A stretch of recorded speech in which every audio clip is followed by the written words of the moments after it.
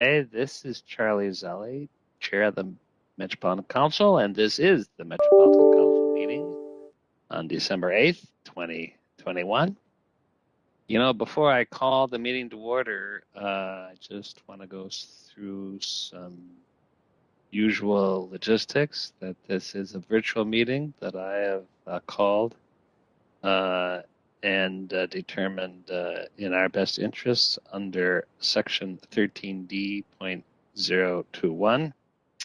And if you're tuning in publicly through our YouTube channel or through the website, you may participate by submitting comments to public.info@metc.state.mn.us, and we're going to respond promptly.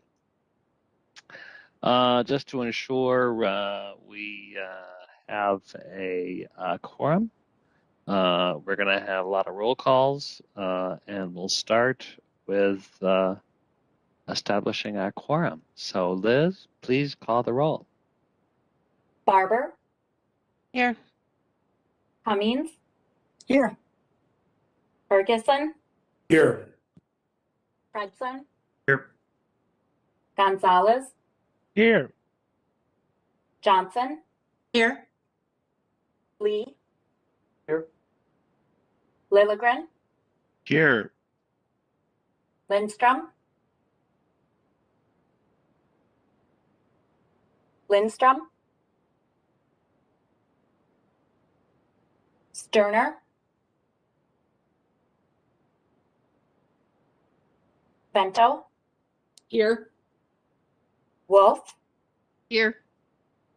Zurin? Zarin's present. And Chair Zelli. I'm here. So we have a quorum. Next on to approval of the minutes, for which we do not need a roll call. These are, I'm sorry, the agenda, for which we do not need a roll call. Unless anybody wants to amend or change them. We have some good information items at the end and a lot of business items.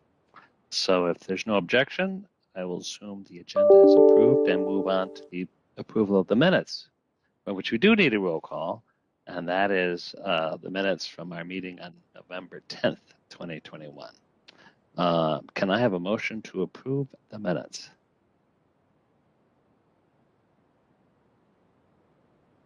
Cummings moves approval.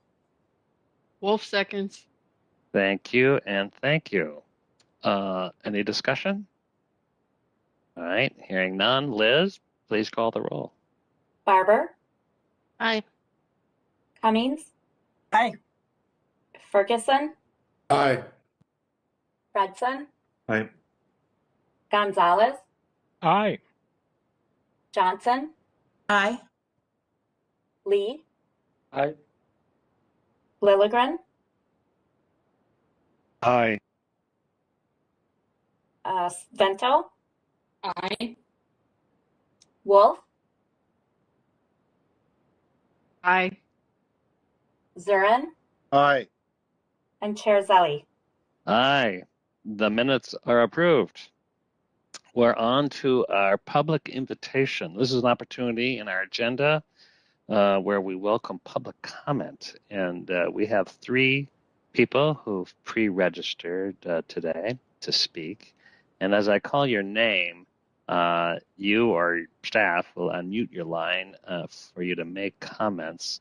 You have 3 minutes approximately to offer comments. And when you're finished, we invite you to leave the meeting and watch through the YouTube or website channels.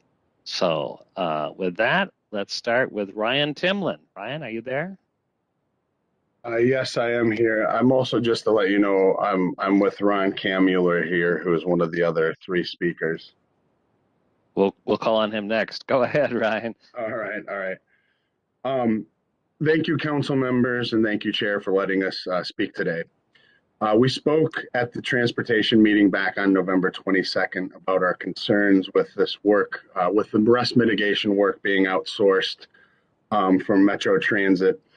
I won't have time to get into the history of outsourcing work at Metro Transit, but I can say, and specifically, I should say at Light Rail, I can say the returns of this have not been good. Outsourcing has led to more problems than it has led to eliminating problems over in this portion of Metro Transit.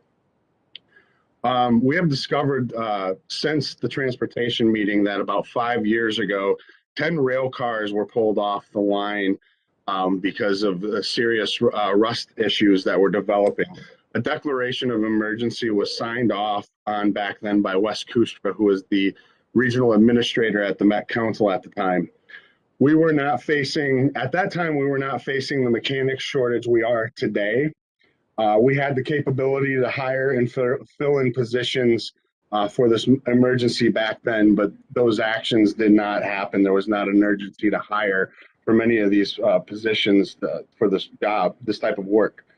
Now, 5 years later, after the crew that we currently have in the body shop, who have worked tirelessly to find ways and resources to fix these trains and keep them moving, now 5 years later, Metro Transit is trying to get these trains off the property and get them fixed.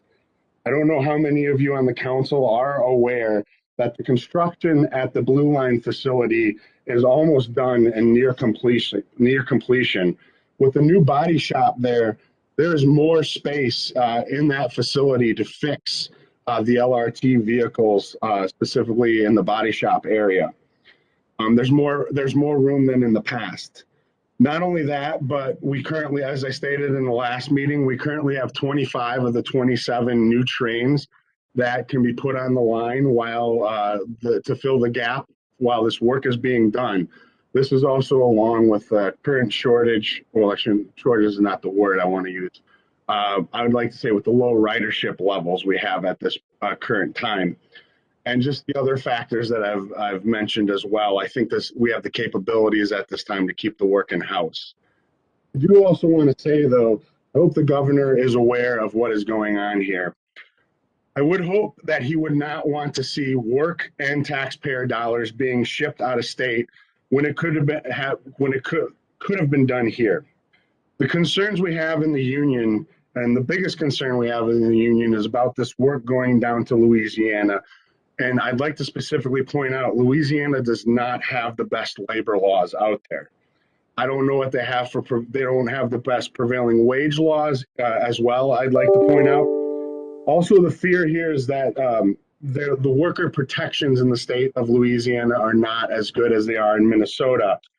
We feel, these workers should be getting the same wages and benefits in a state like Louisiana that they should be getting here in Minnesota. But more importantly, we feel they should have the same worker protections for safety issues that we have here in Minnesota. And I have to say, we have to give big thanks out to the labor movement and all those who have helped out in the labor movement to make sure Minnesota has laws like this that protect workers.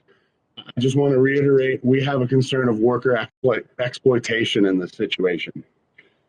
The last thing I would like to point out, though, is also currently there's a de facto freeze at hiring at Metro Transit in the LRT department due to the testing situation that has developed. I think with this situation, there's 3 or 4 people that we're aware of that are trying to get jobs here. With this currently being the situation, I think instead of doing testing, Metro Transit has an evaluation process. This is a great time to bring these workers in and use the evaluation process that Metro Transit has for its hiring of new employees, to use that to make sure these workers are totally capable. I believe that they probably are capable to do this work. I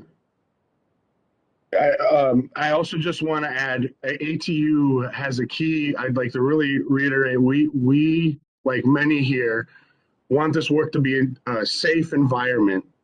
And for those who don't know, one of the reasons the last contract was dragged out was we were trying to get a lot of language in there around safety. So I really want to reiterate, ATU is very concerned about safety as well. And the last thing I'd like to add before I hand this over to Ron Camuller is right now is an opportunity for us to work with Metro Transit and the council in an apprenticeship program to develop the workforce that ATU and the Met Council needs to keep these cars moving. just like we're doing right now in the bus apprenticeship program. And for those who don't know, it's the union along with the company in the bus apprenticeship for the bus operator apprenticeship program that is really working to make people realize this is a career, not just a job. And we really want that to be understood here. That is what we're trying to create. That is what we want. We want people to look at this as a career, not just jobs. And we are full-heartedly willing to work in many avenues to get this work done and keep this work moving and to support the current body shop workforce doing this job as well. All right. Thanks, Ryan. And you're going to pass it off to Ron Kamuller. Welcome, Ryan. Thank you, Mr. Chairman. My name is Ron Kamuller. I represent all the LRT maintenance people across all the different disciplines. Thank you for allowing us the opportunity to speak. I want to start by saying the union's goal here is to better our region as a whole. And a wise man told me very recently that jobs are the cornerstone for a strong region. So please bear in mind, our goal is the betterment of the entire whole region. First of all, I'd like to call your attention to addendum number 3 to contract number 20P035, which is the questions and answers, where Metro Transit states, quote, "It is our first priority to get the vehicles off-site for the Green Line expansion." They also state, quote, "LRV storage should be invoiced separately under a different PO and could last for an undetermined number of LRVs not to exceed 27 until December 31st, 2023. As the president alluded to, you have plenty of trains here. I believe management will argue that the Type 3s are not ready to go into revenue service. Clearly, they have a plan. It can't be both ways at the same time. If you remove these 27 LRVs and put them into Louisiana, they are not available for revenue service. There must be a plan to get these other trains up and running. You've spent millions on making that facility larger to accommodate this. The facility is operational with all these trains on site. This is totally unnecessary to transport these vehicles out of state. If management were held to task and kept the people on the proper tasks, I have a mountain of work orders that show the work done on these LRVs. It can be done timely in 800 man hours. If the men were working on this task rather than tasks that could be accomplished by a different class of mechanics, the running repair mechanics, as it is a Green Line, the work at the body shop would be done. We would be much further along than we are. I viewed management's presentation that they're going to give. I believe they're going to give you some false information. The fact of the matter is there are not 59 Type 2 LRVs awaiting rust mitigation. 12 of those have been done. I have an internal document showing the work orders, the number completed, everything I'm going to say, everything anybody said, I can verify. I've got a mountain of paperwork here. And this is, I would like to say that this is just the latest in a long line of very serious failures. Management's going to present about the Type 2 overhaul program. I wish to submit that this overhaul program is very poorly run. As an example, wheel bearings. There have been 4 wheel bearings that have failed on the line, resulting in seized bearings, dragging wheels up and down the infrastructure, causing damage. This is all because of mismanagement. This stuff is spelled out in the maintenance manual. A professional maintenance organization knows that and tends to these things ahead of time is not reactionary. The fact of the matter is the union filed 2 safety hazard reports over this, and ultimately on SSR number 5889690 reads as follows. Operator reported smoke coming from the bottom of his train. TCC was called and fire started, meaning the fire department. The train was uncoupled and moved east towards Broadway Street. The 2-car train was sent to Minneapolis. clearly we're not managing the things we should be managing. We've got to get better at this and to send the work out. For example, we sent traction motors to Canada to be overhauled. And that turned into such a debacle that we spent more than if we would have just purchased new motors. As a point of information, I've requested this data from Metro Transit back on November 9th. To date, I've still not been provided the data. So we're not transparent either in what it is we're doing. And I think that should be problematic for everyone. This council isn't aware, but prior to you coming on board, Metro Transit entered into a contract with Kenora Brake Company to overhaul electro-hydraulic units and motor truck calipers. That turned out to be less than efficient. The EHUs had to go back and be reworked. In fact, motor truck calipers failed and failed again in a way in such that the wheels were locked. And again, we're dragging a steel wheel up and down a rail, causing damage to the infrastructure, huge cost to the taxpayer, not real safe for the community. And that should have never been. Ron, I hate to interrupt you. You're at 5 minutes now, so we're gonna have to any kind of concluding remark, and we'll move on to our next person. I understand. Thank you for your time, sir. Thank you for your comments. Now we have John Hawthorne, who is here. Go ahead, John. Thank you, Chair and members of the council. There is no sense of urgency. We have the 25 of 27 Type 3 LRVs on the property ordered for the Green Line extension and currently not being used. Metro Transit has been aware of the rust mitigation for nearly 5 years. My statements are written out, and some of which will overlap with the other speakers. Metro Transit has been aware of the rust issues for nearly 5 years. In 2016, Metro Transit applied for and was granted an emergency declaration due to the discovery of several 10 to date LRVs with several rust holes along the outside bottom perimeter of the LRVs. I believe these holes were above the center car, where the fenders had been removed by LRV maintenance as directed by management and the QA department. The paint and body shop have completed the rust mitigation on 11 Type 1 LRVs to date and have begun rust mitigations on Type 2 LRVs, completing 10 or 12. This Type 1 rust mitigation took an average of 800 man hours, or 20 days for a 5-person crew, approximately 1 month, at an in-house cost of $60,000 to $75,000 per LRV. That's less than $2 million for the entire 26-car Type 1 fleet,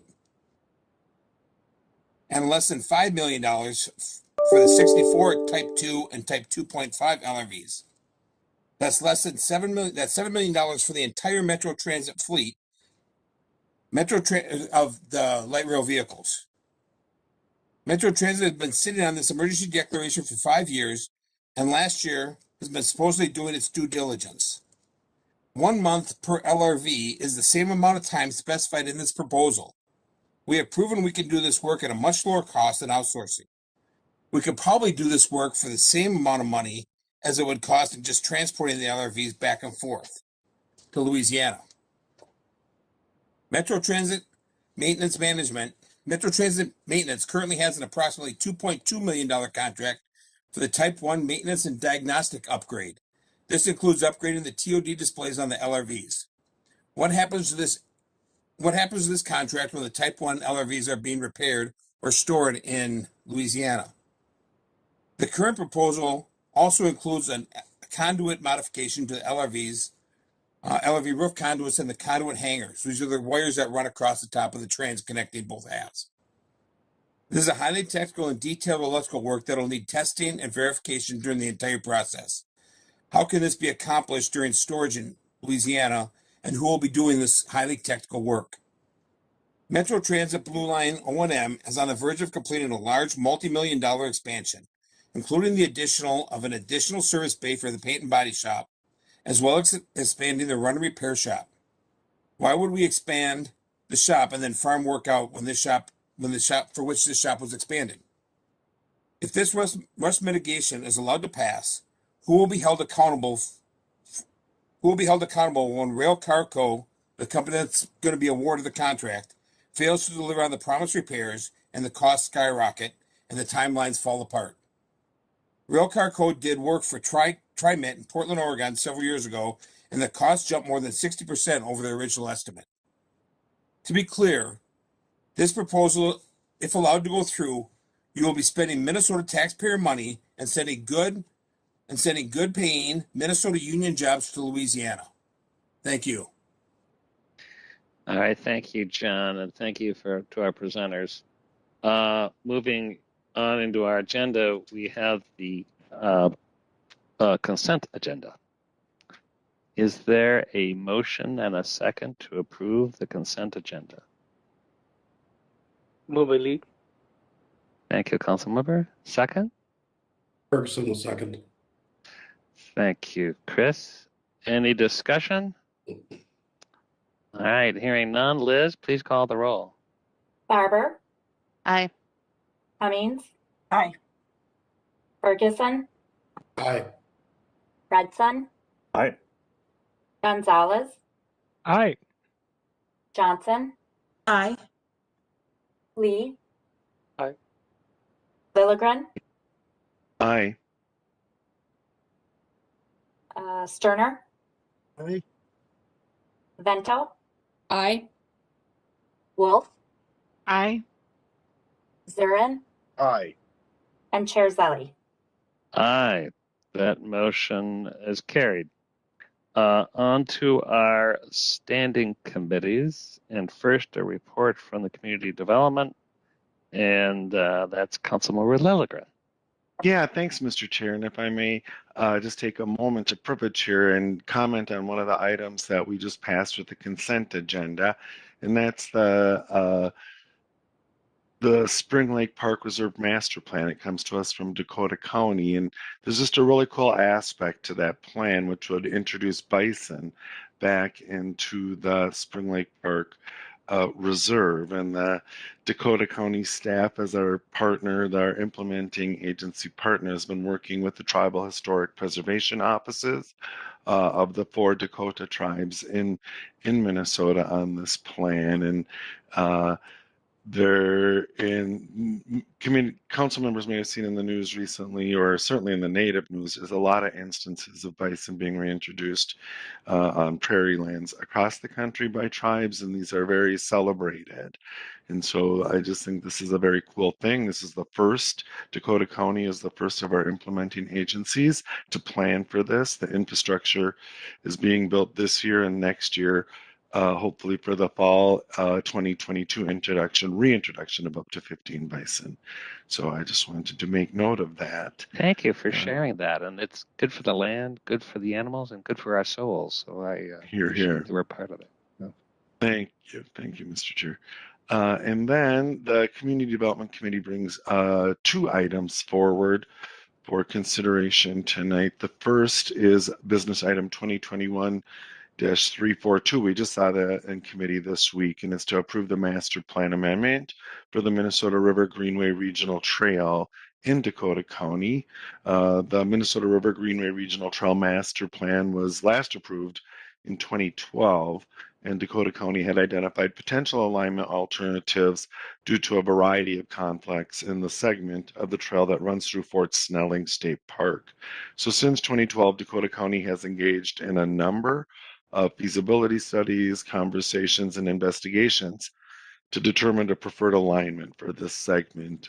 This Fort Snelling Trail segment is 3.7 miles long. It connects the Nichols Trailhead on the southern edge of the segment to the Lone Oak Trailhead on the northern end. And the segment closes an important gap between the existing Black Dog segment of the Minnesota River Greenway to the south and the Big Rivers segment to the north. This work culminated with the development of an environmental assessment worksheet earlier this year for a preferred alignment. And all of this work, including the environmental assessment worksheet, show the county has avoided or mitigated many of the previous conflicts with this new alignment. The proposed master plan amendment documents the new preferred alignment for this section and the work that Dakota County has completed to support this alignment, including cooperative land use agreement between Dakota County and the Minnesota DNR. And the proposed amendment would also ensure eligibility for future funding of regional trail and development operations and maintenance. So, Mr. Chair, I move that the Metropolitan Council approve the Dakota County Minnesota River Greenway Regional Trail Master Plan Amendment for the Fort Snelling State Park segment, and also require Dakota County to send preliminary plans to the Metropolitan Council's Environmental Services Interceptor Engineering Assistant Manager prior to initiating any new development of the regional trail corridor. Thank you. Is there a second? Second, Chair Zally, this is Sterner. Thank you, Councilmember Sterner. Any discussion? All right, hearing none. Liz, please call the roll. Barber, Aye. Cummings, Aye. Ferguson, Aye. Fredson. Aye. Gonzalez, Aye. Johnson, Aye. Lee. Aye. Lilligren, Aye. Sterner. Aye. Bento, Aye. Wolf, Aye. Zurin, Aye. and Chair Zally. Aye. That motion carried. Councilmember Lilligren. Yeah, thanks, Mr. Chair. The other item coming from Community Development Committee is business item 2021-349. This was also heard in committee this week, and it's to extend planning assistant grant agreements. In summary, in 2016, the Metropolitan Council approved a planning assistant grant program to help local governments in the region develop their 2040 comprehensive plans. The council made $1.9 million available to 70 eligible grantees on a non-competitive basis, consistent with the statutory direction for planning assistant funds. In 2018, the council authorized our staff to administratively review and execute extensions to these planning grant agreements. 37 communities applied for and received extensions at that time.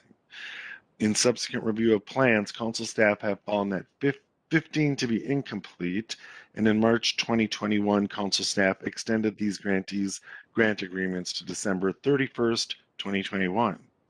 While council staff are actively working with the remaining 10 grantees to help them submit their plans for review, staff does not anticipate that they will be complete before the end of this year.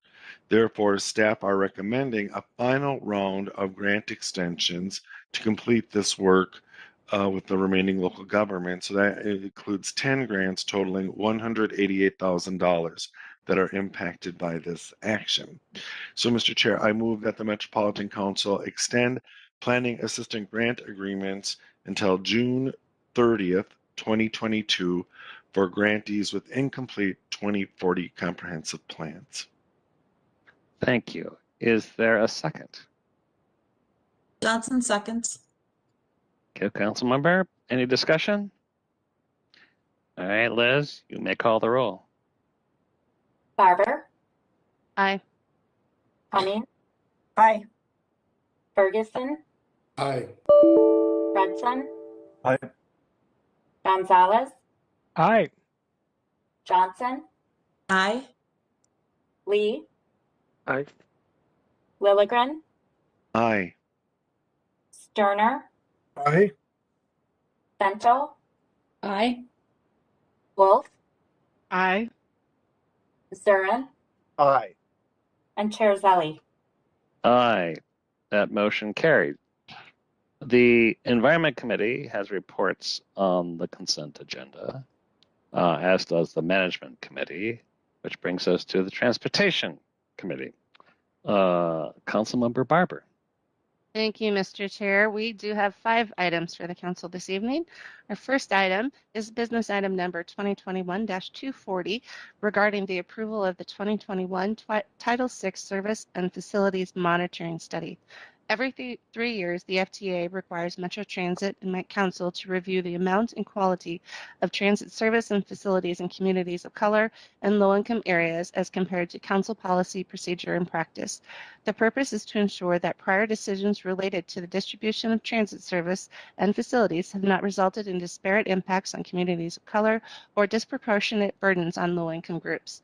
We are required to establish and then evaluate our performance against standards in 6 areas: distribution of transit amenities, maximum vehicle load, vehicle headway, on-time performance, vehicle assignment, and service availability. Route stops in areas are categorized as serving communities of color and/or low-income groups if the BIPOC population in the block group exceeds the Metro Transit service area average of 31.3%, or the low-income population exceeds the Metro Transit service area average of 22.8%. The results showed no disparate impacts or disproportionate burden for any of the standards mentioned above. In most cases, we met the standard at a higher rate for routes and areas serving communities of color and low-income groups compared to the rest of the region. Therefore, Mr. Chair, I move that the Metropolitan Council approve the results of the 2021 Title VI Service and Facility Standards Monitoring Study, which shows no potential for disparate impact on communities of color and no disproportionate burden on low-income communities. Thank you. Is there a second? Wolf seconds. Thank you, Wendy. Any discussion? All right, hearing none. Liz, please call the roll. Barber, Aye. Cummings, Aye. Ferguson, Aye. Fredson, Aye. Gonzalez, Aye. Johnson, Aye. Lee, Aye. Lilligren, Aye. Sterner, Aye. Bento, Aye. Wolf, Aye. Zurin, Aye. and Chair Zelli. Aye. The motion carried. Councilmember Barber. Thank you. Mr. Chair, council members, business item number 2021-306 is regarding the approval of the Southwest LRT civil construction change order for the Kenilworth sheet pile installation. The sheet piles are used to support the excavation to allow the contract to install the sheet piles, minimize potential vibration impacts to the structures. The design prescribed using a press and piling method to meet this requirement, a method that has been in use around the world for several years. Due to unforeseen conditions encountered while installing the sheet piles, the contractor had to modify the installation approach, which included pre-drilling and resequencing sheet pile installation. The pre-drilling led to settlements at the ground surface. The settlement required the project team to reassess the construction approach. Out of an abundance of caution, it was determined that an alternative support of excavation method be used adjacent to the sensitive structures, which has been addressed through a separate change order previously approved by the Council. The proposed change order is for the cost of the additional labor and equipment time to install the sheet piles for the tunnel. Therefore, Mr. Chair, I move that the Metropolitan Council authorize the regional administrator through the Southwest LRT Council authorized representative to negotiate and execute a change order for contract 15P307A with London McCrossan joint venture in an amount not to exceed $3,671,582.67. Thank you. Is there a second? Cummings seconds. Thank you, Councilmember. Any discussion? All right, Liz, please call the roll. Barber, Aye. Cummings, Aye. Ferguson, Aye. Fredson, Aye. Gonzalez, Aye. Johnson, Aye. Lee, Aye. Lilligren, Aye. Sterner, Aye. Vento, Aye. Wolf, Aye. Zurin, Aye. and Chair Zelli. Aye. That motion carried. Councilmember Barber. Thank you, Mr. Chair, council members. Business item number 2021-311 is regarding approval of Amendment 7 to the HDR contract for the Blue Line Extension project. The Metropolitan Council and HDR Engineering Incorporated entered into contract in December 2014 to complete the National Environmental Protection Act activities. The FTA has published the 2021 capital investment grants and has determined the LRT remains in the engineering phase in the New Starts program. Therefore, additional environmental work will be a continuation of the work already conducted by HDR. It is to Metropolitan Council's advantage to authorize a sole source contract amendment to HDR, allowing HDR to continue to provide support for environmental services in the advancement of the BLRT project. This advantage is to avoid potential delays in procurement while allowing Met Council to realize the benefits conferred by HDR's unique understanding of the project and the efficiencies of continuing to use technical staff, tools, and resources developed over the progress of the project to date. The risk of being unable to meet environmental documentation requirements or public expectations further supports the sole source amendment. The DBE goal established for this contract is 19.02%. As of October 30th, 2021, HDR has achieved 19.52% total DBE participation. This amendment includes work performed by DBE firms such that HDR will continue to maintain a minimum 19% DBE participation for the overall contract. Therefore, Mr. Chair, I move that the Metropolitan Council authorize the Regional Administrator to negotiate and execute Amendment Number 7 to Contract 14P156 with HDR Engineering to add $2.5 million for a total contract amount not to exceed $6,445,113. Thank you. Is there a second? That's an all second. Thank you, Councilmember Pitson. Any discussion? All right, Liz, you may call the roll. Barber, Aye. Cummings, Aye. Ferguson, Aye. Fredson, Aye. Gonzalez, Aye. Johnson, Aye. Lee, Aye. Lilligren, Aye. Sterner, Aye. Vento, Aye. Wolf, Aye. Zurin, Aye. and Chair Zelli. Aye. That motion carried. Councilmember Barber. Thank you. Mr. Chair, council members, business item number 2021-325 is regarding the approval of a contract contract 20P035 with Railcar Company for rust mitigation and fleet improvement services on Type 1 light rail vehicles. Rust mitigation is work critical to maintaining a state of good repair on light rail vehicle assets. The effort involved per LRV increases while left untreated. Projections around the increasing progression of effort per unit over time and declining trends in securing additional staff result in an immediate need to outsource part of the effort, allowing our own staff to support the remaining work as an ongoing program. Business item 2021-325 was presented at the November 8th, 2021 Transportation Committee meeting by Metro Transit LRV Maintenance Director Maintenance Rail Vehicle Manager and LRV Maintenance Project Manager. Questions were raised by council members regarding the longevity of the LRVs and whether this work is required to help meet those requirements. LRV maintenance staff indicated that this work directly impacts the state of good repair in these assets and that opting not to take this action would result in taking a similar action later and at higher costs. Member Fredson raised questions regarding the details of the transport of LRVs and location of work. Ultimately, the motion was made by Chambliss and seconded by Zarin, and the motion carried with Fredson abstaining.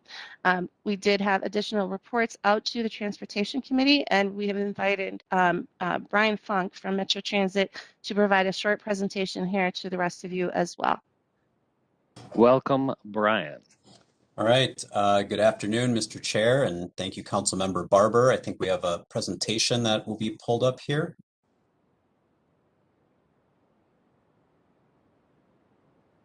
I can see it. All right. Very good. Thank you, sir. And I will get started again. My name is Brian Funk. I'm the interim Chief Operating Officer here at Metro Transit. I'm joined by a couple of our subject matter experts who have presented the business item at our transportation committee.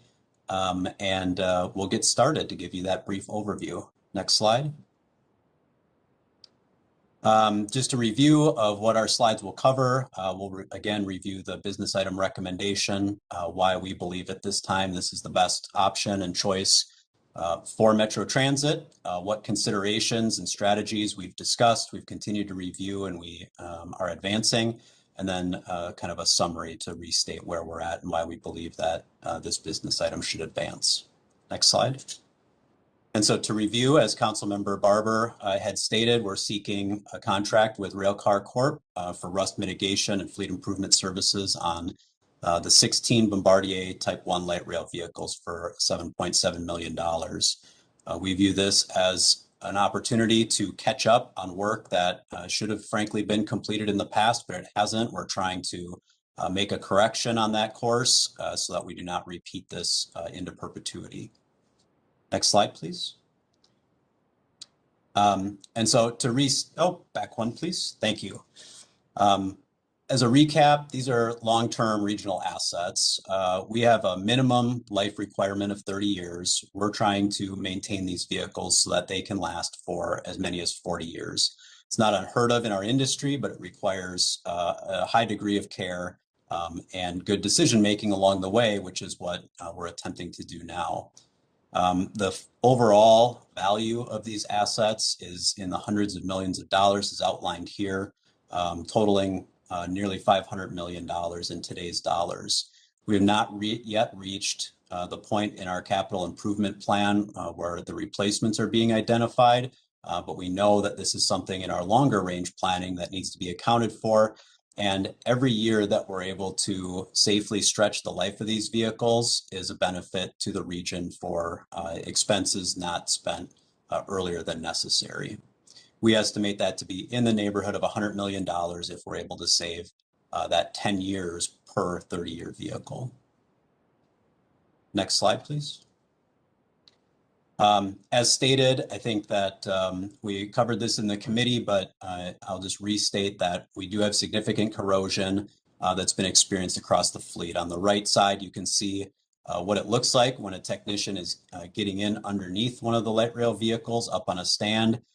Below that, in the lower right, is a picture of the Type 1 vehicle, what we call the belly pan, where it's bolted and welded to the underside. And so seeing what's behind it is not an easy thing to do with preventative maintenance, but our experience tells us through the 11 that have been completed, we're in for a lot of work. And we know, as was stated, that the longer the delay occurs, the higher likelihood there is for additional damage that needs to be repaired with more cost and potentially compromised lifespan.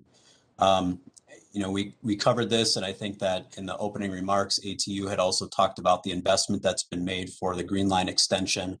That construction work was not helpful for us when we were trying to complete the work. It does set us up to be in a better position moving forward, but as we'll outline later on, we believe that it still does not afford us the opportunity to really have a catch-up plan on these 16 vehicles that are the oldest and in the most need of attention. We do have 75 vehicles that need the immediate mitigation. ATU is correct. We have looked at 12 of the Type 2 vehicles, but the work is not complete. And so we need to be able to get into the 16 Type 1s that we're talking about contracting today, as well as fully complete and really get into the remaining Type 2 LRVs before they get to the point where we're redoing the sort of mistakes or errors of our past because we weren't well informed. We're better informed now. We believe this is the right decision. And finally, staffing and space are both challenges. If we solve for one, it doesn't necessarily mean that the other is solved for, and we'll explain that in just a minute. Next slide. So a few of the key questions that we've heard and we really tried to answer, and what we're solving for with this contracting option is trying to avoid what's shown on these slides. And it takes a little bit of orientation, but what essentially you're looking at is similar to what was described during the opening statements by ATU, and that's rusted through sections of Type 1 vehicles. On the right side, in fact, that hole you're looking at is essentially on a seat pan above a truck, and you're looking at the ground below it. That's not a condition that we can have ongoing for vehicles that are in revenue service. This is illustrative of the need that we have and how immediate we believe that it is, so that we do not continue to incur the costs or compromise safety or the life of the vehicle. Next slide. This chart is illustrating on a timeline what we're asking for on the left side by contracting the 16 Type 1s, what our time horizons are. Those vehicles are rapidly approaching 19 years from when we first accepted delivery. They can be done per this contract in about 2 years. That returns them to us in early 24. That would allow us to really get started right now on the Type 2s, which is row 2 in the slide on the left, or in the chart on the left, when they're closer to 10 years old for the early acceptance. That work, thanks to our skilled technicians, can be done in about a 7-year time horizon, and then we can move into the next fleet, and then we'll have the next fleet, and then we'll be back to do another round of overhauls for the Type 1s, and the process repeats as we're taking care of these long-term assets. If we fail to take the action on these 16 Type 1s specifically and continue to do that work in-house, that will be our sole focus for the next several years, will not allow us to start to make up ground or get into the Type 2s as early as we think is critical. So on the right table, you can see that these projections would mean that we would not get into the Type 2s in earnest until about 2027. Next slide. One of the other questions that we really asked ourselves and wanted to work towards is whether or not this work took away from our current or future employees. As stated, we do not see this work as replacing any current jobs. In fact, we're in a deficit that I'll get into in a moment. We still have jobs that we need to fill long-term that expand our needs. Those jobs are not negatively impacted by this. And you could see the size of our fleet, it's growing. Things are going to need attention over the coming years, and that needs to be our focus as we grow into this, because this is an option that we hope to not need to repeat. We believe, again, it's an effective catch-up strategy, but it's not our long-term go-to.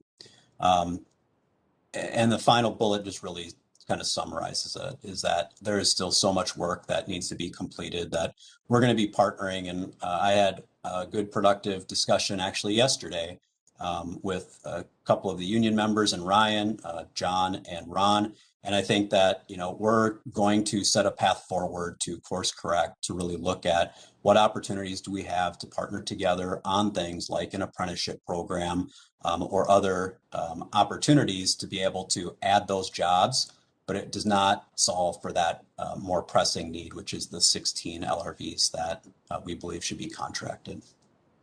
Next slide.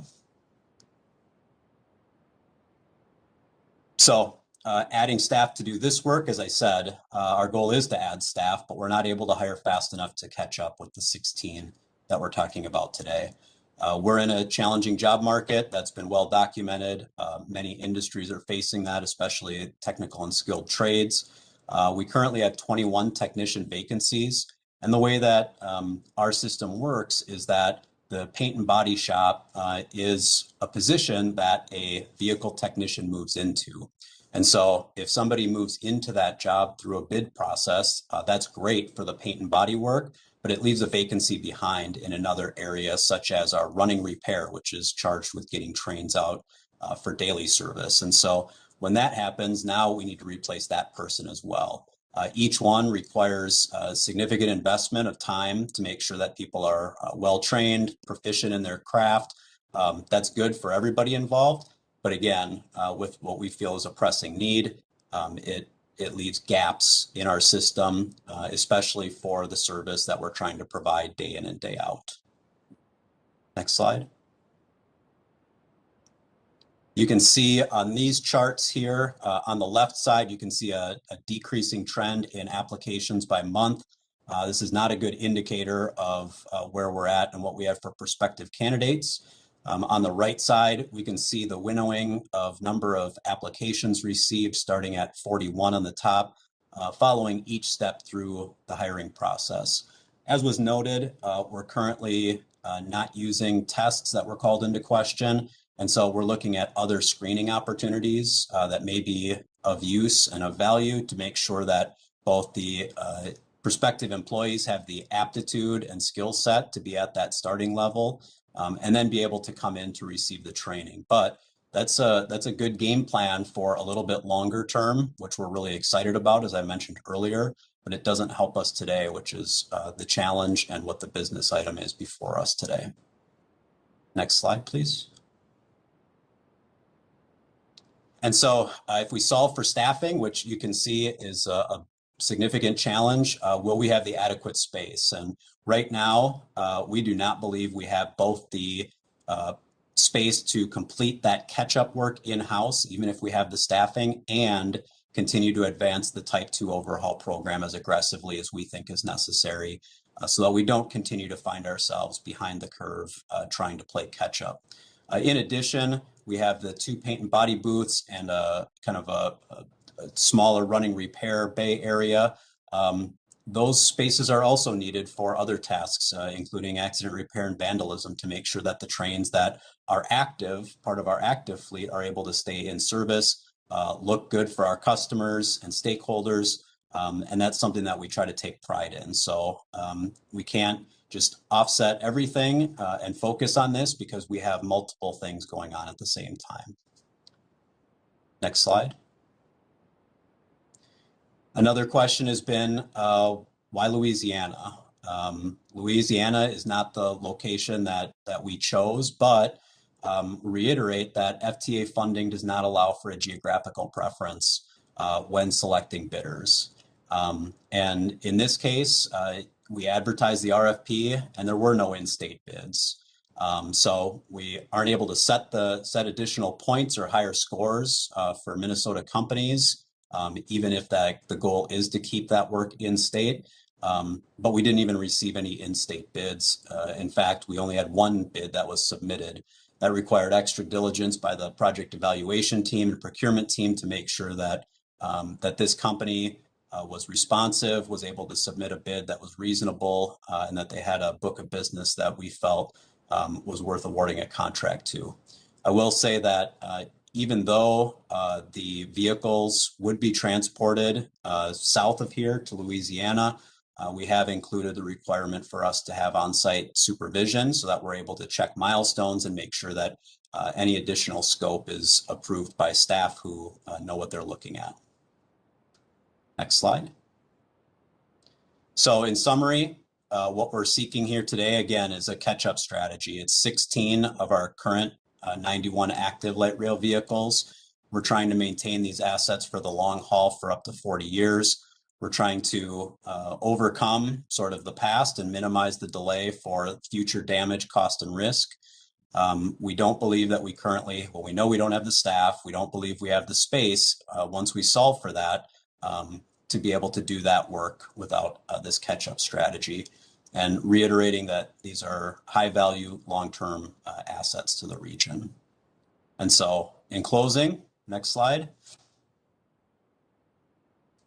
We are again recommending that the Metropolitan Council authorize the regional administrator to negotiate and execute contract 20P035 with Railcar Corp for the rust mitigation fleet improvement services for the Bombardier Type 1 light rail vehicles, an amount not to exceed $7.704 million. Thanks, Brian. And I'm going to ask Councilmember Barber, maybe let's have a motion and potentially a second on the floor and then open it up for questions and discussion. Councilmember Barber.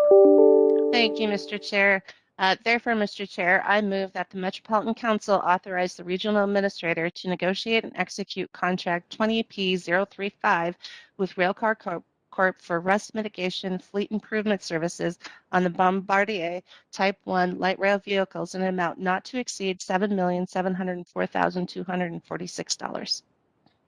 Thank you. Is there a second? Wolf seconds. Thank you, Wendy. So let's open up. Any questions for anybody, especially Brian? I appreciate all that information. And let me call on Councilmember Johnson.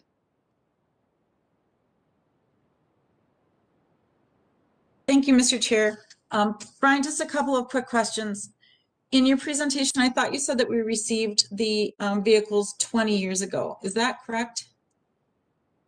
Mr. Chair and Madam Council members, so we started to receive the Type 1 vehicles late 2002, early 2003 is my understanding. So we're quickly approaching that 20-year timeline. So I just have a clarifying question. So Green Line was put into service in 2014. So we got the vehicles in 2011? Mr. Chair. I'm sorry, we got the vehicles in, I'm sorry, I'm just trying to do the math. If it was in service 7 years ago, how are we having trains for 20 years in advance of opening the line? So, Mr. Chair and Madam Council members, so what we showed on slide number 7 was that if we contract the Type 1s, those are the oldest vehicles we have that we started receiving in, I believe it was late 2002. Then the Type 2s currently would be 10 years old. That would be the oldest of the Type 2s would be 10 years old next year. We opened in the first half, June 14th of 2014. We started receiving cars at the end of 2012. So am I not understanding what we've had for 20 years? The Type 1s are for the blue line, the Type 2s are for the green line. That's okay. accurate. Okay. Okay. All right, that helps. And then I have another, if I may just. Sure, go ahead. A couple more questions, thank you. So this is obviously very significant. It's very costly. So why haven't we identified this and taken measures since this has been an issue that it seems by the presentation has been bubbling for at least 5 years? I'm just really kind of stumped as to what the delay was in getting this major thing taken care of, especially when I hear that we don't really have a CIP that's fully vetted out yet for future replacements. The costs are exorbitant, in my humble opinion, to keep this going operationally. So I'm just trying to understand what was the delay or what was the cause for not dealing with this sooner? Mr. Chair and Madam Council members, so I think there are a couple of primary factors. One comes back to the level of staff that we have for the work that's necessary.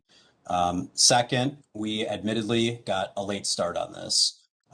As it has been explained to me, we did not expect that the degree of rust that needed to have the attention and focus was going to be as significant as it is. And so when that was discovered, we had completed, or we were in the process of completing 11 LRVs. And in mid-2020, it was decided that we would evaluate, can we come up with a catch-up strategy? Is there another way to go about this so that we don't need to continue to have the delays and we can start to make up ground? And so that process to develop a scope of work and put the proposal out started in 2020. The bids were received and evaluated the first half of this year, and now we brought it forward to Transportation Committee in early November. Okay, thank you. I'm still really concerned about how we didn't know these things, and I don't know if it's just because of our terrible climate. We know that our climate isn't usually friendly to these types of materials, but you know, for all of the planning and all of the work that's gone into getting these things up and running, to find ourselves kind of behind the 8 ball here, for me, is concerning. Was, you know, in the, you know, and just to the point too of getting a CIP in place so that, you know, we can see what's coming and what's ahead of us. I'm, you know, concerned that I don't know why we didn't get bids from anybody in state, but if this is our catch-up strategy, we still have to figure out how we're going to do rust mitigation. Is it our plan to bring that in-house as ATU is suggesting? Yeah, so Mr. Chair and Madam Council Member, that is correct. And so I'll say that we have continued to work through funding to be able to fund overhaul programs for these vehicles. When I was referring to our 5-year CIP and the lack of the high dollar amounts, that was to fund the eventual replacement of those vehicles. And so that's certainly known through our asset management program, but it's not something that we would schedule in and start to seek funding for from either partners or grant opportunities. And so I hope that clarifies it. But the goal by doing this catch-up strategy is to set ourselves on a course where we're able to do as much of this work in-house as possible moving forward. Councilmember Barber, did you want to add to that? Yes, thank you, Mr. Chair.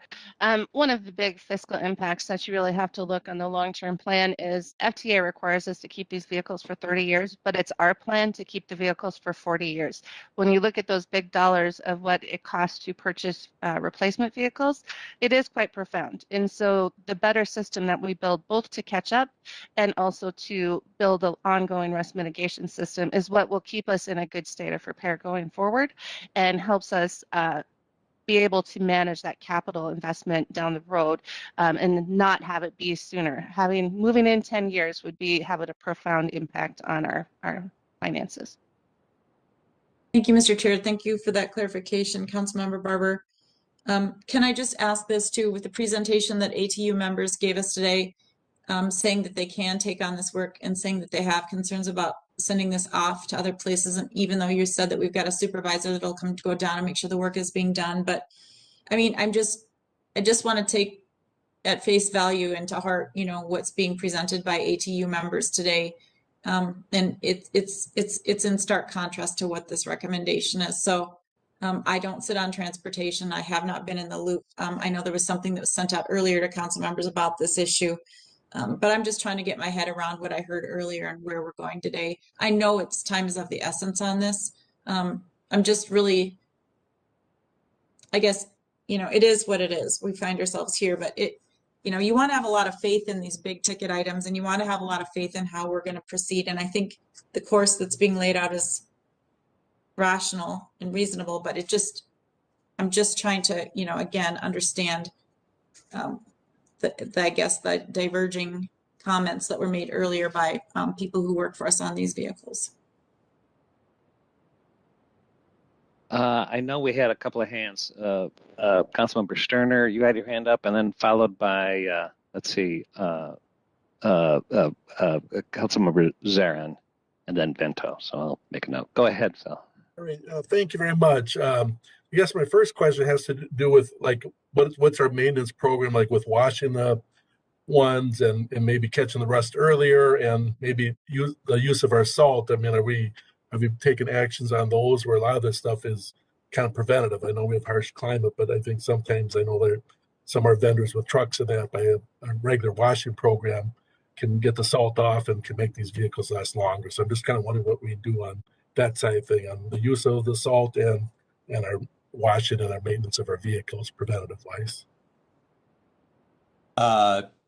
Mr. Chair and Councilmember Sterner, good questions. And the good news is that part of the investment from Southwest LRT included a much improved wash system at the Hiawatha facility.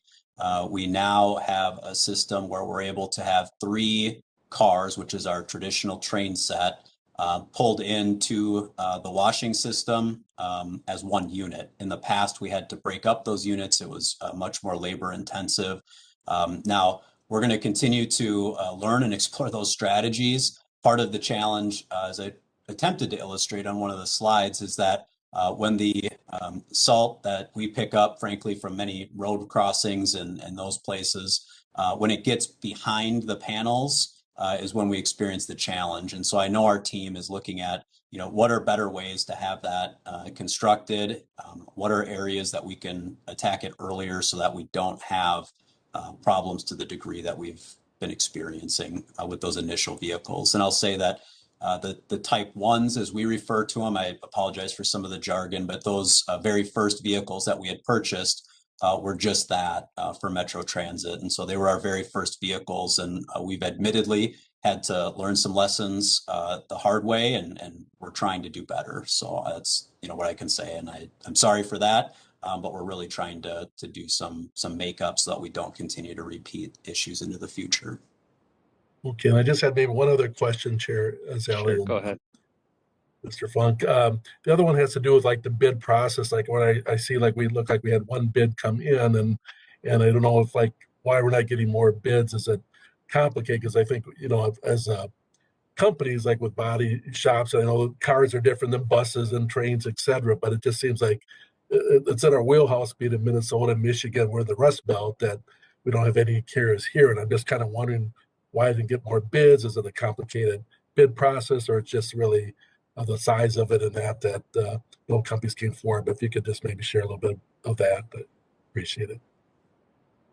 Sure. So, Mr. Chair and Councilmember Sterner, I'll give it a shot, and I'll see if any of the others wanted to augment this. But really, I believe that it came down to relative specialized work, the degree of sort of engineering services that we required, and then the size and scope of that project.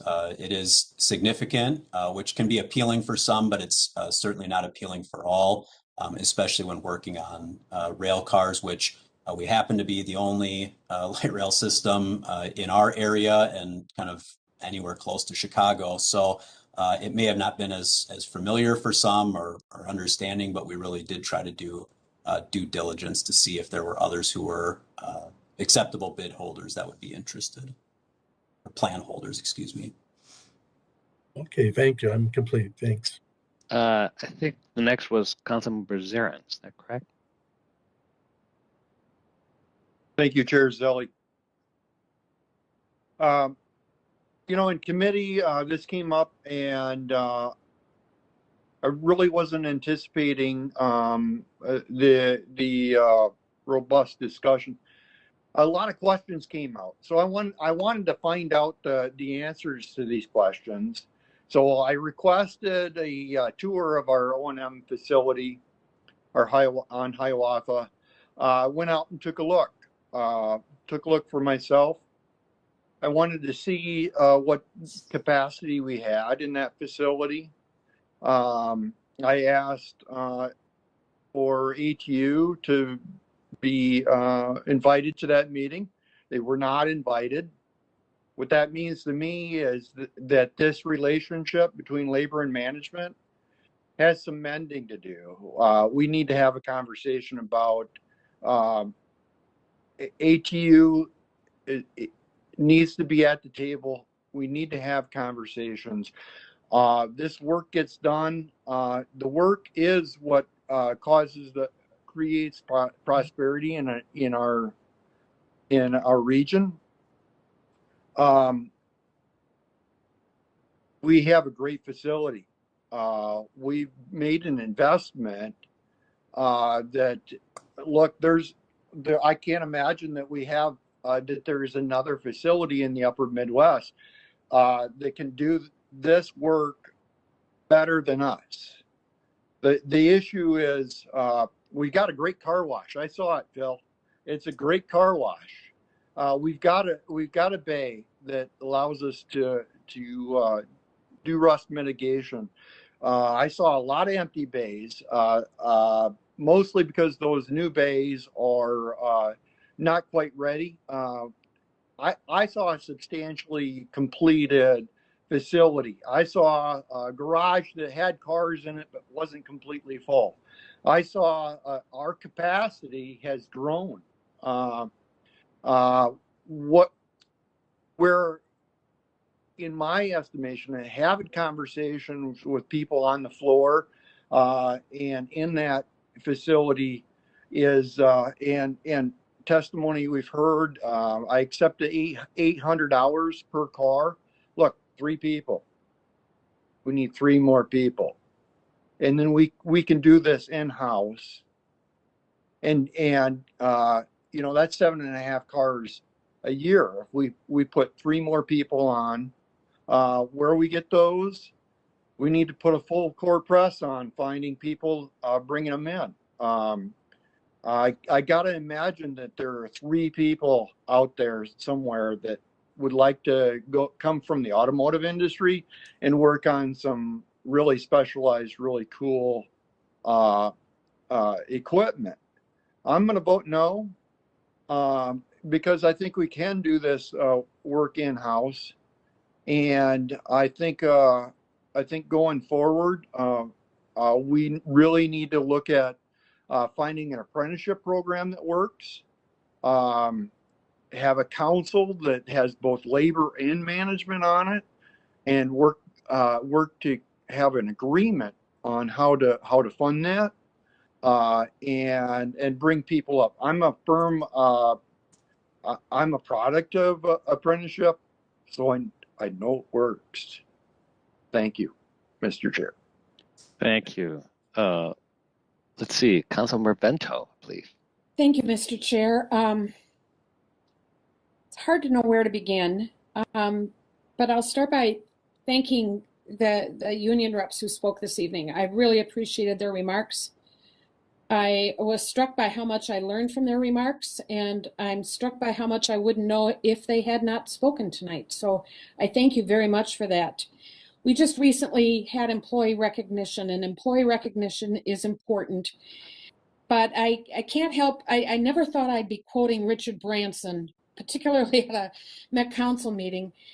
But he has a quote that reads, "Clients do not come first, employees come first. If you take care of your employees, they will take care of the clients." That can be amended. It can be amended to say riders do not come first, employees come first. And when it comes to transit, I think there's an element of that is very evident. And I'm concerned about what our actions tonight will say to our employees if we ignore their request to be made part of the solution for this dilemma that they did not cause. I was struck by the article I read in the Star Tribune a couple weeks ago, and I'm still without an explanation. We are a planning agency, and I think this does not speak well of our planning. So I will be joining Councilmember Zarin in voting no. It's not something I take any joy in doing, but I think it's my responsibility not only to our riders and our employees, but also to the taxpayers and to other public agencies with whom we work. We need to be a role model and do better. Thank you.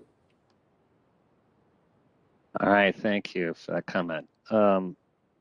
I've now forgotten the hands that might have been up. Oh yeah, Councilmember Benson, go ahead. Thanks, Chair. I'll do my best to keep my dog from jumping on my lap. We welcome dogs. I have a number of concerns about this business item, and I also plan on voting no.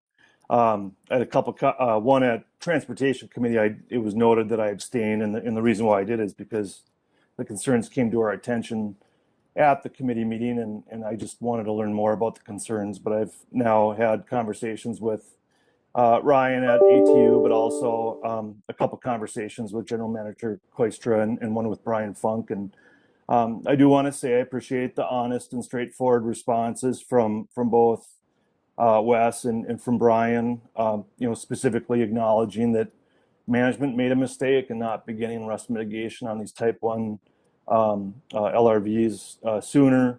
13 years, but now correcting course and beginning the rust mitigation on the type 2 vehicles at 7 years, and committing or stating the intention to complete the rust mitigation on the type 2 vehicles in-house or in shop.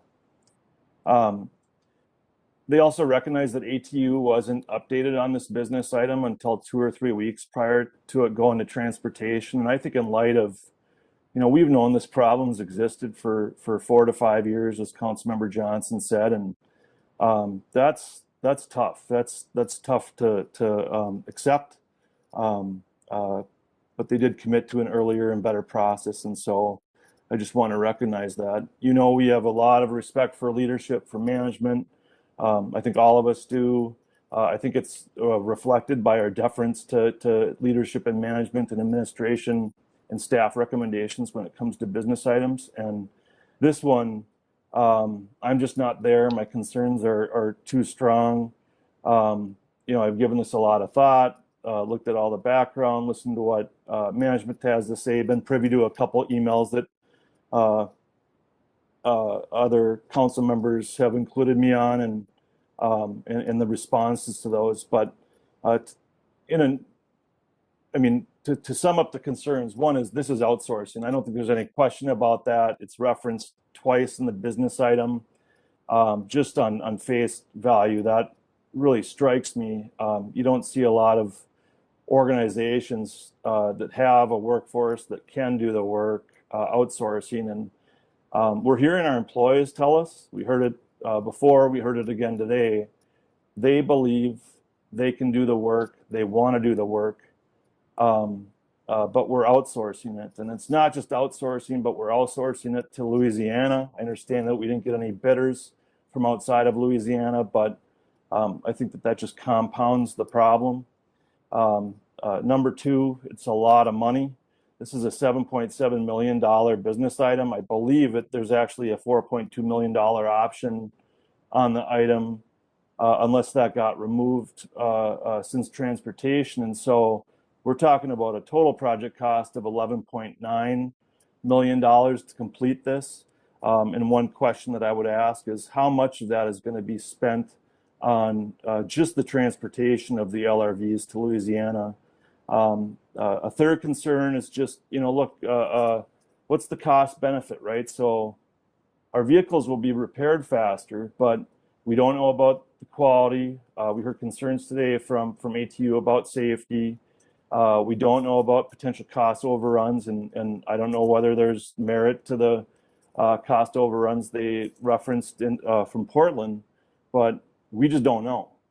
And then I'd say my biggest concern is as we grow our fleet and as we grow our system, we're losing the opportunity to build the workforce and the skills in shop. I know that we're moving forward on Type 2 vehicles, but doing this work on Type 1 vehicles would just add to the skills and the expertise of a workforce. And if the work is done in Louisiana, we lose that. And so I go back to what we heard from our employees, which is saying they want to do the work, they can do the work.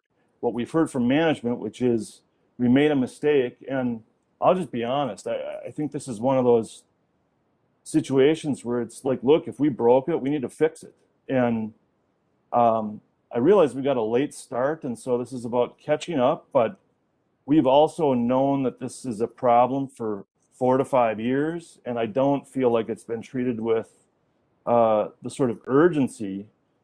I have a feeling we could have caught up over 4 to 5 years, and now we're in this position where we're being told that it's an urgent need to outsource this work out of state.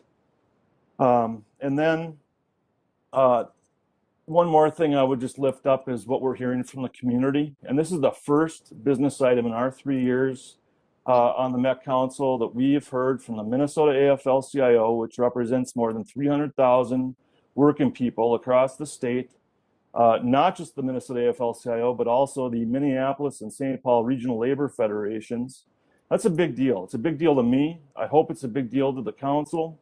I can't imagine it's not a big deal for the governor. I heard from 2 state legislators who I have a lot of respect for. These folks are strong advocates for transportation. Chelsea Glaubitz, the president of the Minneapolis Regional Labor Federation, reached out to me. She was bewildered. She couldn't even make sense of it. She painted this vision. She goes, Fretzen, what are you guys doing? Can you imagine? She goes, can you imagine the look of Metro Transit light rail vehicles on a flatbed train leaving the state of Minnesota and going down to Louisiana? She just said, it's not a good look.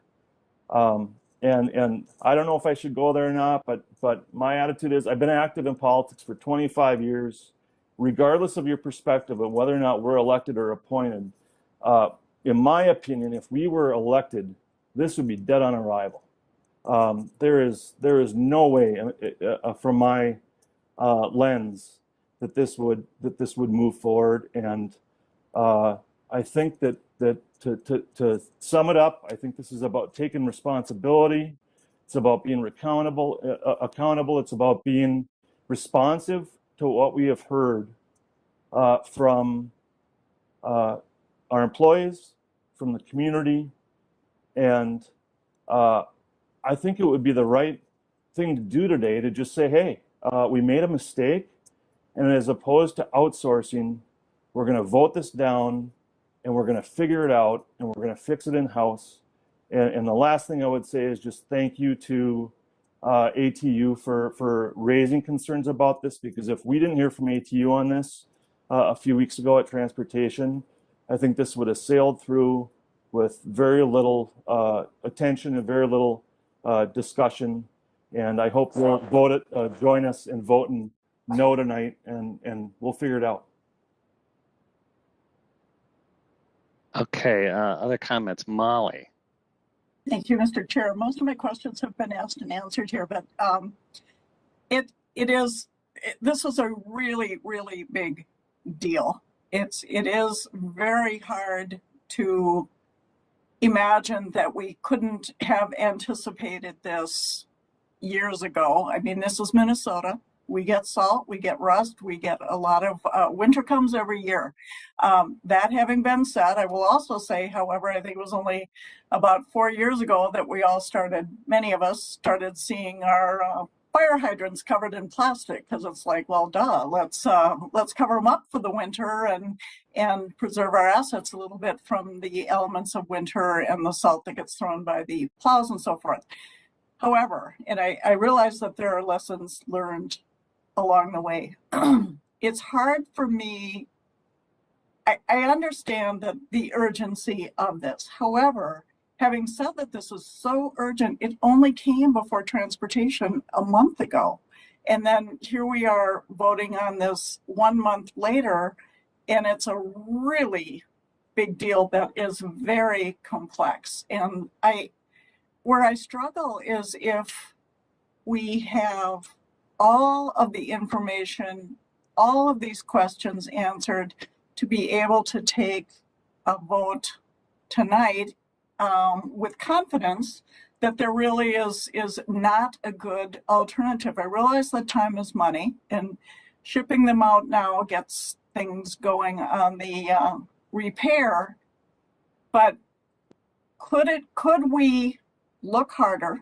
Could we take some time to answer more of the questions that have been raised tonight by council members, by the ATU, to give us more confidence in this vote that we're ultimately going to take? Could we put it up for another month or 2 months or whatever it takes to satisfy everyone that all of the questions have been asked and answered? I think new things have come up tonight that I had not heard before. And then you kind of go back and forth and go, well, wait a second, I thought this, but now I'm hearing that. And so it's difficult to vote on something that is this important and this large, given where we are right now. So I'm wondering if it is possible to put this vote off, table it, whatever we need to do to get the questions asked and answered, and to be sure that we are voting in confidence with a yay or a nay vote.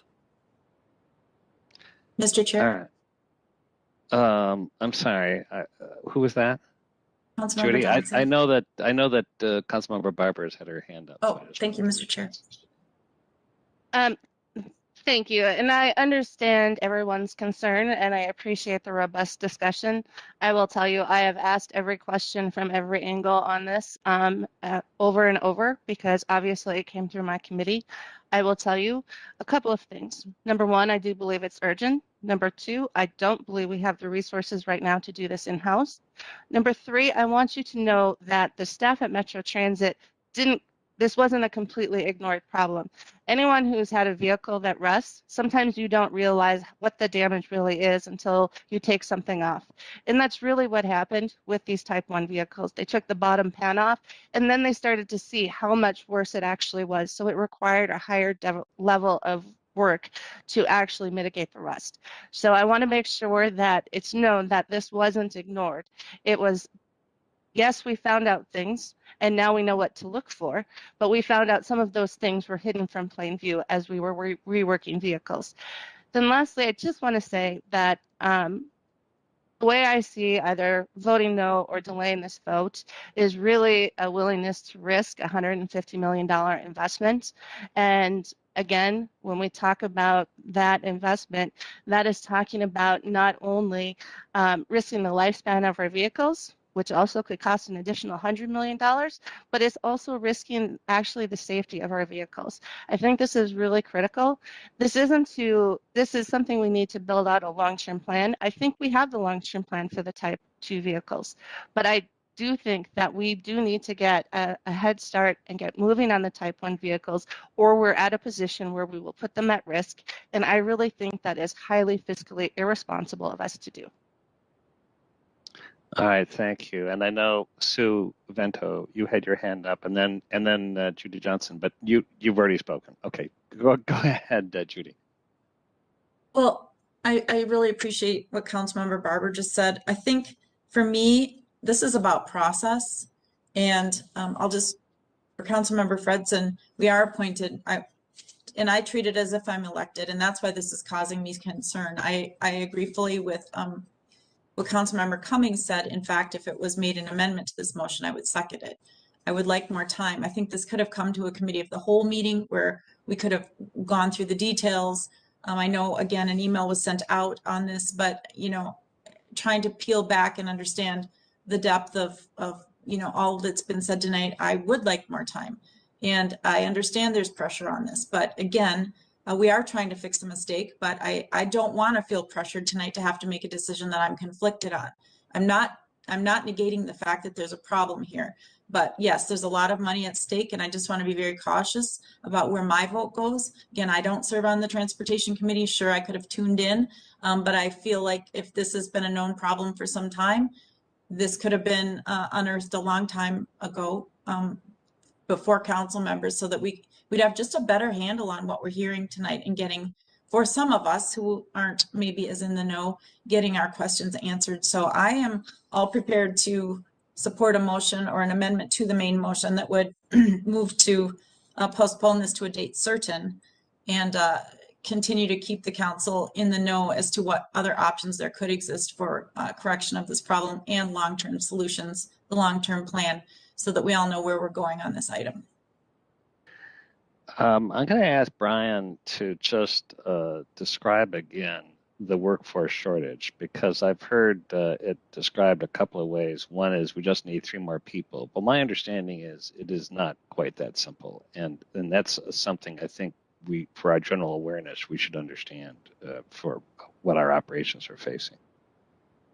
Excuse me, sure, Chair Zelli. So maybe Greg could pull up slide 9. And if not, I'll just verbally describe it. Oh, let's pull it up here. So really the key is building on not being able to hire fast enough for catching up, a challenging job market that has left a lot more vacancies than employees seeking employment right now. We have 21 technician vacancies, and maybe to describe it more to the point here, the current process that we have set up requires all new hires into this unit to apply and be hired to be a light rail electromechanic technician. From there, when people are hired in with that base level skill set to be a general technician, essentially, then people are able to bid into the paint and body shop where this type of work would be completed. When that happens, that means that we continue to have the technician vacancies, and we're giving up something. We've gained in one area, but maybe we've lost in another area. We can do that if we have if we have more time, we have better strategies. What I talked about, what the union brought up about working together on that, but it's not immediate. And I think just to put a finer point on it, those newest hires, We view this, and I know ATU does, that the paint and body shop is a skilled trade. And we want to make sure that the people bidding into that job are able to get the skills that they have to be as proficient as possible. One of the things that is also in the current agreement and the structure right now is that the commitment is not a forever commitment. And so if somebody bids in, but a job opens elsewhere, they're able to bid over to that job. And so that instability is a factor that we can manage it, but it's more challenging when we have the additional pressure that we're describing today. Yeah, thank you. That's helpful. And I know, Wes, you're here. I just think we are, many concerns, and this is a sensitive issue relating to our relationship with ATU. And I think, if you wouldn't mind commenting on kind of, some of the evidence and some of the statements coming forward kind of talks about how we're not being respectful, and what can you comment on that and kind of where you see this going forward? Sure. I think as Councilmember Fredson mentioned in our conversation, that we've talked about how we could have communicated earlier with ATU on this particular item, and I don't say that just to say, well, therefore. I say that because that's something that we need to work to improve, and we're already starting those conversations with ATU. And I will say that the conversation that Brian had with ATU was at their initiation, which I really appreciate. And I think we have a path going forward about working with particularly the rail operations and the ATU interests in the rail operations, and Brian's made commitments to regular meetings, and I think all those go well. In terms of treating our employees well, I agree with Councilmember Vento that employees are treating our employees well really does translate in providing better service. I will remind this council that I think we've demonstrated that, and this council has demonstrated that in a lot of ways. We provided the 80 hours of COVID leave well beyond the time frame that the state did. We provided recently 56 more hours of COVID leave with particular flexibility for people who have to work on site, understanding that their families may be affected by this, kids may be sent home from school, and so forth. Unlike many other transit agencies, we did not furlough anybody when we had extra operators. And at one point, we had 500 operators on COVID leave at one time. We provided $1,000 of one-time funds in the contract, which was one-time money that many other labor contracts in the council did not receive, and everyone received a $500 bonus, and including our employees. So I'm saying that because I think a narrative that says we don't care about our employees, I'm not sure anybody's suggesting that bluntly, but I want to make sure that we care deeply about our employees, and that we try to support them in everywhere we can. This is about being stewards of our assets, and we're not bringing this forward because we like to contract out. We're not bringing this forward because we can't think we can do better in the future. We're bringing this forward because these assets have a value of about $480 million in today's money, and we think we would not bring this forward if we didn't think this is the best way to be stewards of those assets. This is catch up. If we can get more workers, it will take time to train them. But if we will try to get more workers, and we will train them, and we will apply that extra capacity to bringing the Type 2 timeframes up. We have plenty of work for our both our current labor force and making up for the vacancies, and adding to staff beyond making up for the vacancies.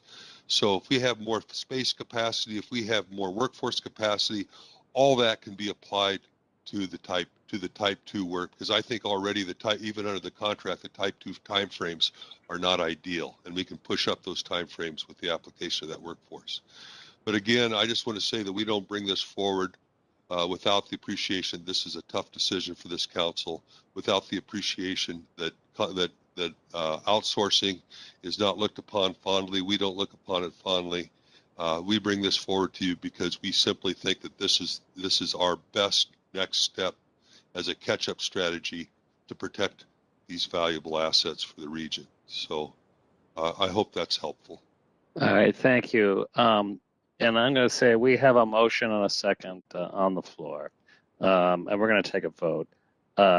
And there may be Mr. some Chair, would you be yeah. amenable to any amendments or no? No, we're going to take a vote right now, and if we'll see where we are. And I'm going to Well, tell you under Robert's rules, though, Mr. Chair, amendments would be permitted. I'm just, you know, because others have suggested on ideas here, so I'm just trying to, I'm not trying to be controversial, I'm just trying to understand when ideas were submitted that they could be considered. I appreciate the thought. I also want to say a few things. I think that whether we're elected or appointed, we have a very strong fiduciary responsibility. So yes, we are going to take votes. I don't think it's worth a delay because I'm not sure we're going to get any additional information for what we need to do and act on in our roles as Met Council members. I spent 30 years working in fleets, and I spent 30 years with the ATU. Outsourcing isn't new. It's always sensitive. But sometimes you have to do the hard thing because at this point, when we hire people and absolutely getting a better relationship with our bargaining units and developing programs is something we have to do. But to ignore the fiduciary and the incredibly financial risk of not taking this action, I think would be irresponsible. So that's why I'm voting yes.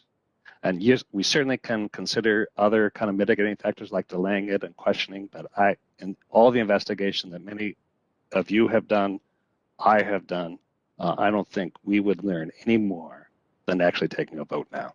So I'm suggesting we take this vote, and if it goes no, and everybody has a vote, I'm voting yes, because I think that it is incumbent upon us to do a number of things. One is take care of our workforce, absolutely. Develop programs where they will be busy.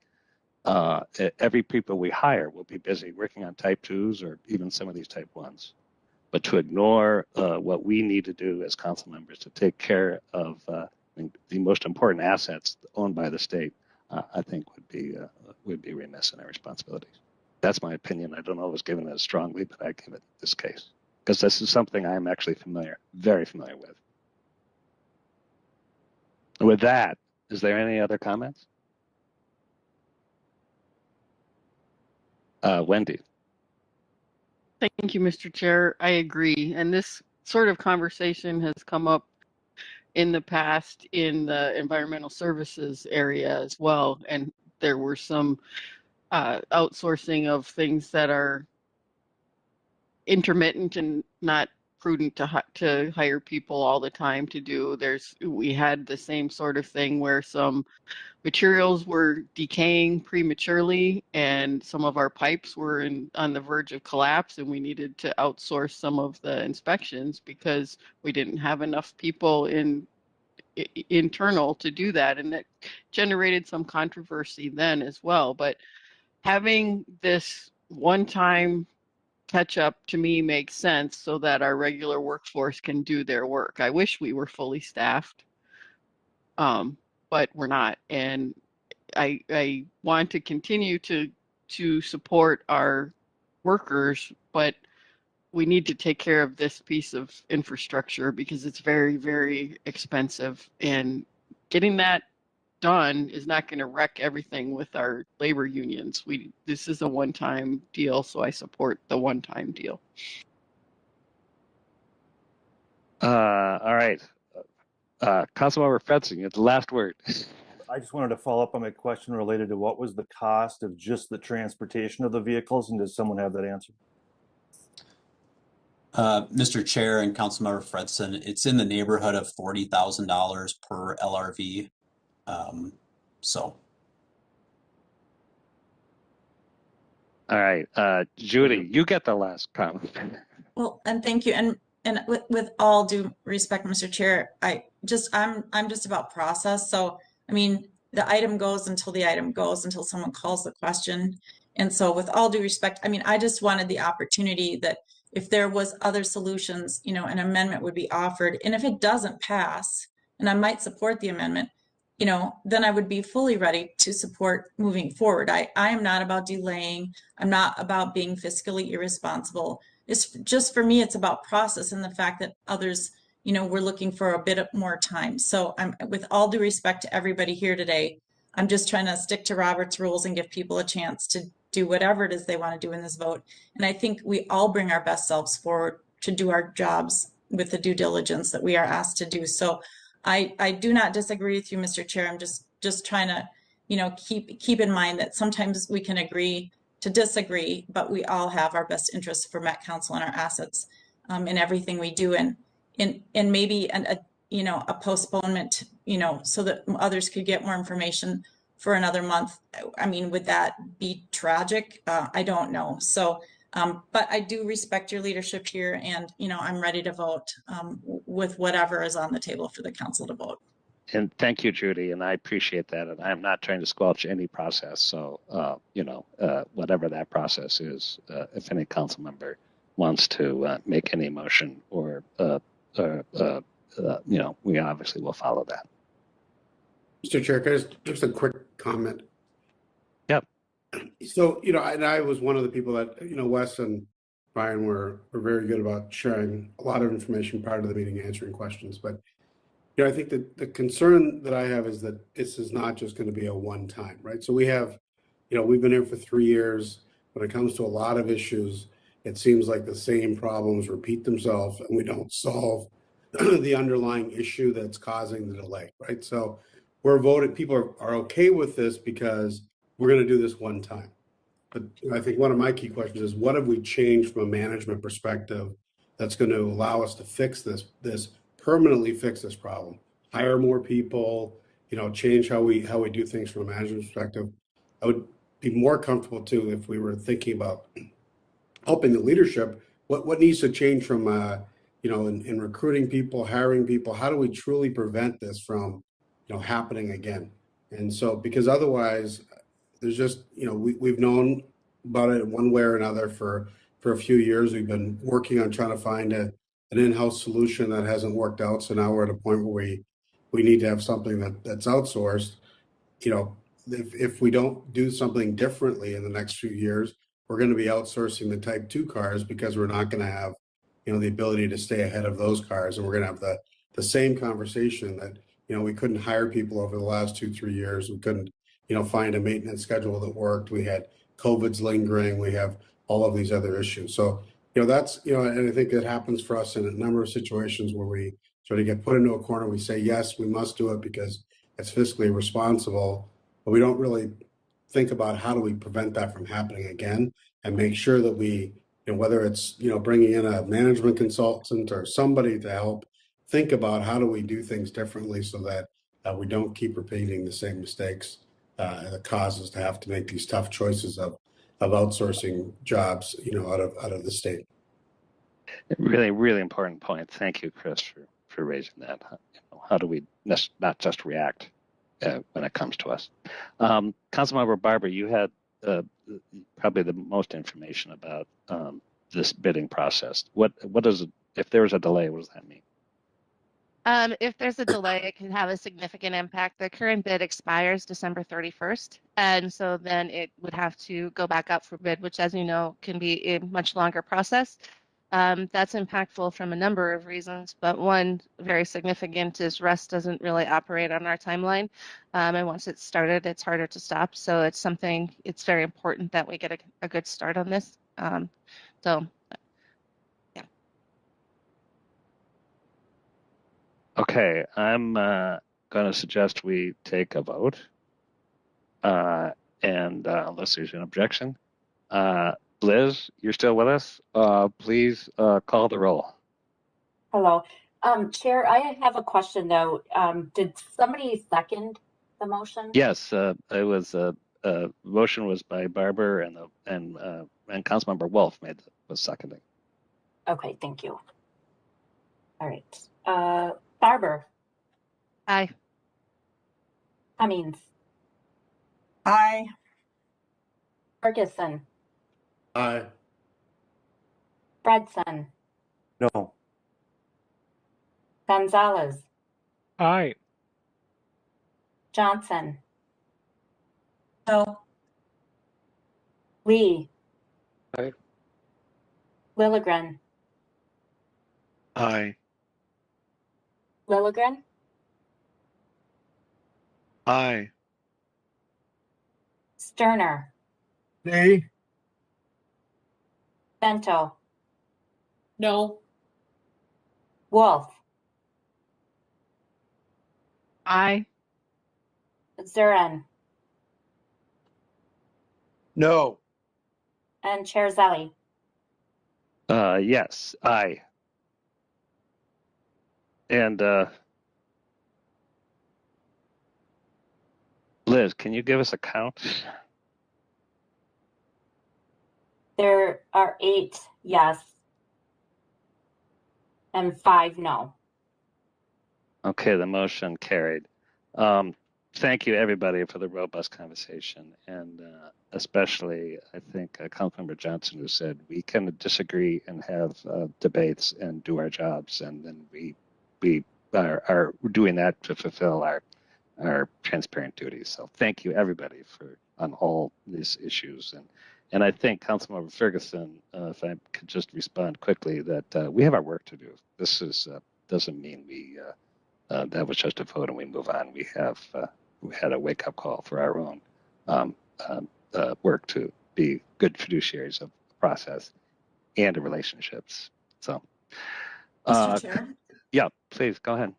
Thank you, Mr. Chair. I know the item is done, but in hearing Councilmember Ferguson, who chairs the Management Committee, I was thinking during this discussion too, I know it goes through transportation, and I know this was kind of on a pace that it needed to get to the council, now understanding, of course, that the bid expires at the end of the month. But as we look forward to solutions around this, whether it's management and how we get to the solutions, so to Councilmember Ferguson's point, we don't find ourselves here again in the future.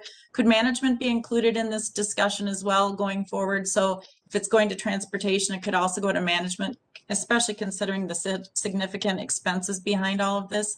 Would there be anything that would prevent, the item coming to management, so we could also have our eyes on it to hopefully be part of some solutions? We should take that under consideration and make sure that comment is fully considered. All right, so we were worried that we were going to keep this meeting, busy until 6 o'clock when we are going to be taking a vote that has to be taken after 6 p.m. And now we don't have to worry about that because I think we still have some business to do, including Transportation Committee. We are going to have a presentation from Southwest Light Rail, but we're going to defer the presentation from our community development. So, Councilmember Barber. Thank you, Mr. Chair. Mr. Chair, council members, this is the last one for me. So business item number 2021-333 is regarding the release for public comment of the First Amendment to the updated 2040 Transportation Policy Plan and setting a public comment period and hearing date for the amendment. Under federal law, the 2040 Transportation Policy Plan is required to identify regionally significant transportation investments that will be implemented within the time frame of the plan and must maintain fiscal balance between anticipated project costs and projected available funding. This is referred to as the current revenue scenario in the 2040 TPP. This amendment to the 2040 TPP includes changes incorporating results of multiple arterial BRT planning projects for the E-Line, B-Line, and the results of Metro Transit's Network Next. All of these efforts previously came before the Council and were approved, and this amendment recognizes those efforts in the region's long-range plan. The B-Line, E-Line, F-Line, and G-Line are being added to the plan's current revenue scenario. The amendment also recognizes 6 projects that were awarded funding through MnDOT's Minnesota Highway Freight Program. This competitive statewide process allocates between $20 million and $25 million per year to the highest freight needs in the state. These projects are also being added to the current revenue scenario. The action today will authorize staff to conduct public engagement and receive comments on the amendment, and the Council will consider the amendment for final adoption in March of next year. Therefore, Mr. Chair, I move that for the purposes of holding a public hearing and receiving public comment, the Metropolitan Council release the draft amendment number 1 to the 2040 Transportation Policy Plan to amend the arterial bus rapid transit network next system and amend in 6 MnDOT freight project selections, and authorize a public comment period from December 9, 2021 to January 24, 2022 on the draft document, including a public hearing to be held on January 10, 2022 at 4 p.m. Thank you. Is there a second? That's an all second. Appreciate that. All right. Any comments? If not, Liz, please call the roll. Barber, Aye. Cummings, Aye. Ferguson, Aye. Fredson, Aye. Gonzalez, Aye. Johnson, Aye. Lee, Aye. Lilligren, Aye. Sterner, Aye. Vento, Aye. Wolf, Aye. Zurin, Aye. and Chair Zelli. Aye. That motion carries. All right, so we're on to a other business and presentation of the kind of an update on our Southwest Light Rail, which we do quarterly. And I know, Jim, you have the 3-hour version, the 1-hour version. Yes. Maybe this should be the 10 to 15-minute version. We can work on that, Mr. Chair. And I'm going to say that Jim and I, we presented some of this publicly just recently, and it is one that is always appreciated. There's tons of details on this project, but we've made some tremendous progress and over this past, even in this past quarter. And when we think about the effects, the economic effects to our state, which is kind of one of the things we were just talking about, this is incredibly substantial in the billions of dollars. And it is gratifying to know that even on the workforce on this Green Line project, 65 counties out of 87 in Minnesota, there are employees bringing home paychecks to their homes. So this isn't just a metro economic impacts of just the construction process. It's really the entire state. So are you going to show the PowerPoint, Jim, or maybe Rick? Yeah, I think Greg is going to bring it up. Because one of the things with Southwest that has been really exciting is the amount of community connection and engagement we've been doing and we really are ramping up. And some of these involve, one-pager, flyers and tours, but also videos. And we have a recent video that I think Greg is going to show if you have it, and that would be really great because I think a lot of people have seen it, and but maybe we as a council haven't seen it. I think it's kind of inspiring. So I remember to get the audio working because sometimes I always miss that up myself. So let's play the video.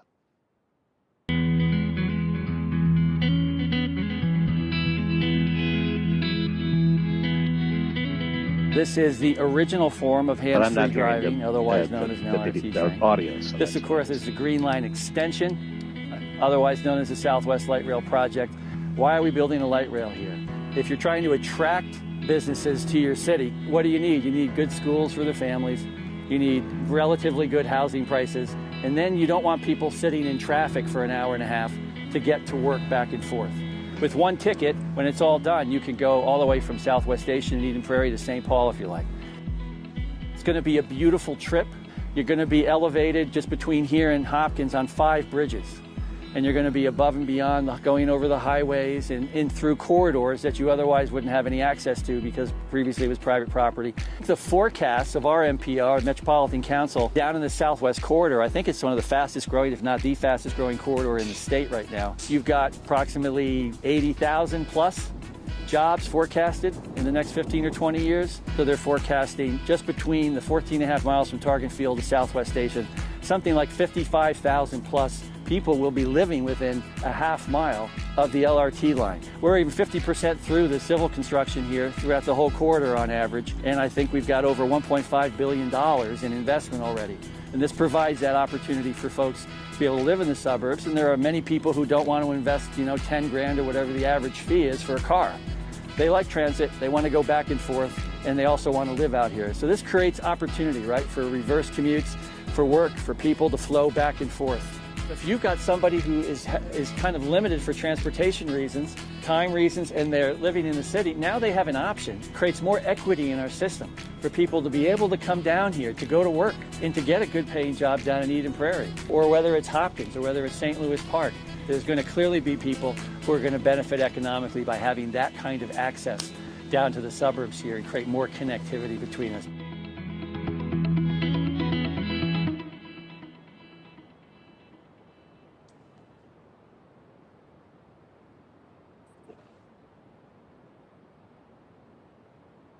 Yeah, I'm sorry that audio wasn't on, but you get a real sense of the visuals, and we'll point you to the website to maybe hear the music.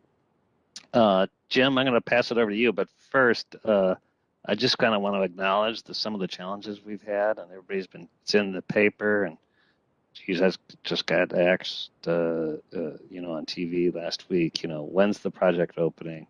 And what's it going to cost? And I really appreciate the project team has been working on that to develop a tightened schedule and really kind of nail down this budget.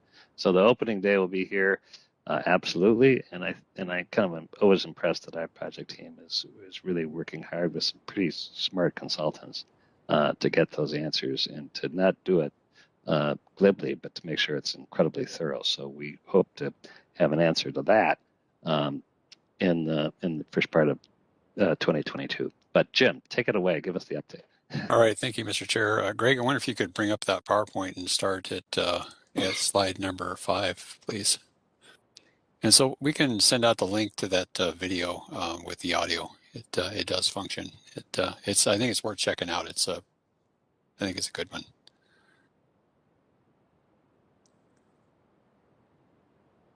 See if Greg could pull up the PowerPoint there. There we go.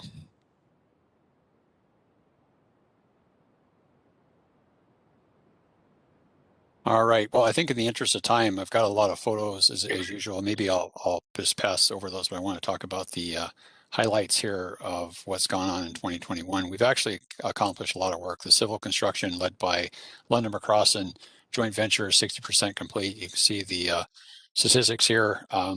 We are getting a lot done, but we still have a lot more to do, and I'll get into that in a moment. Next slide, Greg. So here's some other numbers that we have. The LRVs were talked about. We do have 25 of what we're calling the Type 3 vehicles in-house. Those are going through commissioning and testing, and still have some equipment to add to them before we can get them onto the end of revenue service. So they're not quite ready yet, but they will be in 22. Next slide. So this just kind of a depiction of showing where we were and where we are today. So we're kind of right in the middle where we see 60% complete. And this is the civil construction with all the structures we're doing, got track work starting to be put in place. It's the systems which really, we're just getting started out in the field. A lot of work behind the scenes. Systems is more of a design build contract. And so a lot of procurement.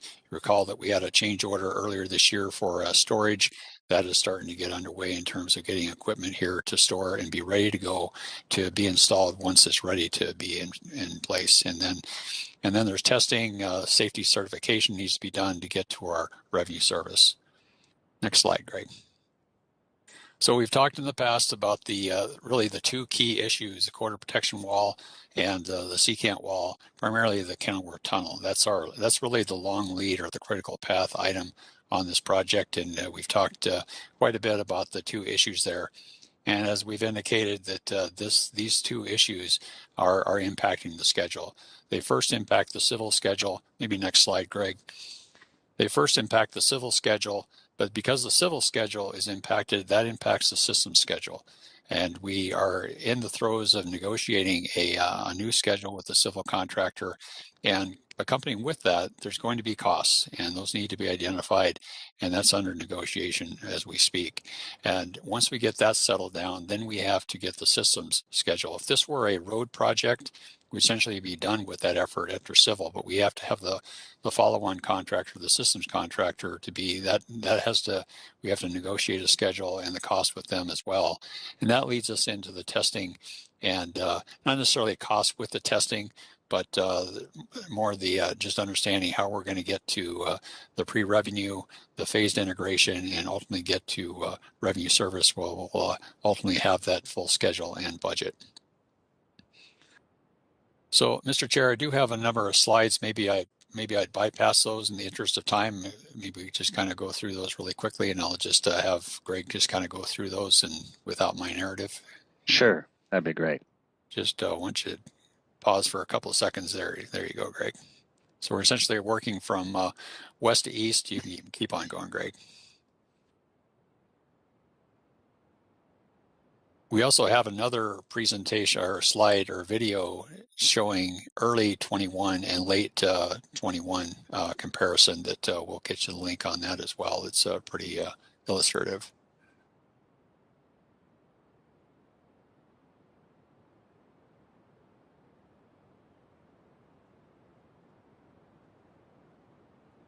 And maybe when you get to the tunnel slide number 24, I'll pause there.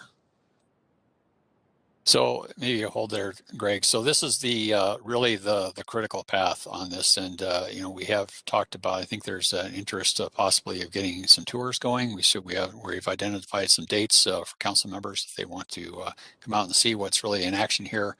Contractor is working on this part of the project, even though it's really cold out there. But and again, get you oriented. That tall building on the image into the left is the Cedar Isles condominium.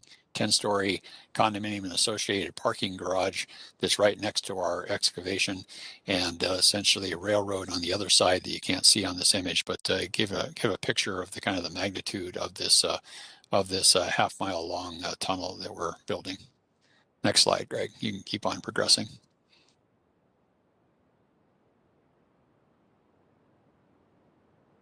This is maybe back up just a moment. So that this is the corridor protection wall. So that we essentially now the contractor has just about all the foundation work done, and they're working on the wall panels as we speak. And so that work is really did improve over the year as we got the change order in place. Next slide. Maybe we'll go on to systems. I do have a couple of slides on systems contract work. Again, this is really just starting. I think this first image is showing some work out in Eden Prairie for a traction power substation foundation. And then the next slide is just really equipment that the contractor is continuing to procure and will ultimately store pieces like this in a local facility until it's ready to be installed out in the field. And a little bit about Franklin facility that was talked about earlier. This is an image looking to the south, the north yard that was built out, and we essentially extended the maintenance bays to the north, and up above is the rail control center. Next slide. Over on the west side, we've built a couple of tracks to accommodate storage of vehicles. And the last slide is showing the image of the rail control center, which is now complete and operational. So then the light rails talked about earlier as well. We have 25 vehicles that have been delivered. Those are undergoing commissioning. They are not ready for revenue service yet. They still need to go through that commissioning process, and also there's additional safety equipment that's being procured and added to these vehicles before we get them out on the line.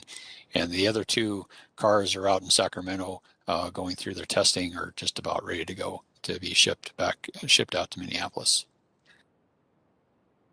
So on real estate update, give you this every quarter. We have the 150 private parcels. We're now at 98. We're formerly at 90 last time we reported. So things are progressing, but we still have a ways to go with 52 parcels remaining to get settled upon. And in terms of the next slide there, Greg, displaced is essentially the same number. We're still looking to get these last two guys finalized. So kind of a quick review. Mr. Chair, I'll be glad to take any questions or maybe hand it off to John, depending on what you want to do there. Any questions for Jim at this point? It's Molly. Thank you, Mr. Chair. Not really a question, but a quick comment. Thank you, Jim, for this. I just would urge, again, the depth and breadth, the size and scope of this project, the largest undertaken in the state of Minnesota, can not be absorbed at all through slides and video, as great as that is. So I have reached out to everybody on the council and either seen you face to face or sent you an email or something, but I strongly, strongly urge you, we're going to continue to take votes on this as this project moves forward.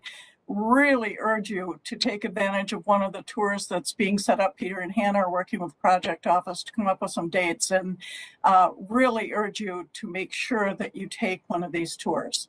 That's it.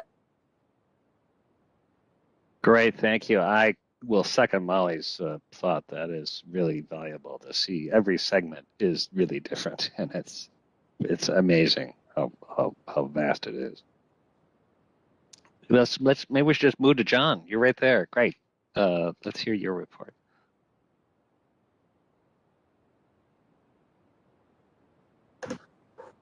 Thank you. Thank you, Chair and Council members. All right, so slide 41 here, we have the 3 construction contracts, and they're all continuing to exceed their DBE goals. Next slide. And as Jim shared, civil contract 60% complete. We got a big buffer that's been built, exceeding the goal. So that's going to be helpful, a helpful strategy as we look further down the road into the contract, and helps put us in a stronger position as we continue to work through change orders. Next slide, please. The systems contract is following the same strategy, so this puts us also in a good position as we continue to move forward with construction progress. Next slide. And here at 19%, this is as of September, and the Franklin project is pretty much complete. So we are doing the final reviewing of payments to confirm all billings and payments, and then we'll have a final DBE achievement to share at that point. But this is where we're at, and we're exceeding the goal. So this is a good outcome for this particular contract. Next slide. And here are the disaggregated contracts. There's not much change here. And I also want to say that there is a handout that's available too if you want more detailed data for disaggregated data. Next slide. Here is kind of what Chair Zelli had shared earlier, that something else to highlight is the amount of dollars going back to the Minnesota economy here. Next slide. Oh, yep. And then here is the workforce. So for workforce, we work with MDHR to track the workforce hours, amount of hours worked on this particular, all these contracts. And the goal is to, work with the contractors to get more equitable outcomes from these contracts. And for the civil contract, work is progressing along, and it's kind of following the cyclical cycle of construction. So towards the winter, there's a slowdown, and that's what's happening right now. But we are maintaining a 8% participation for women.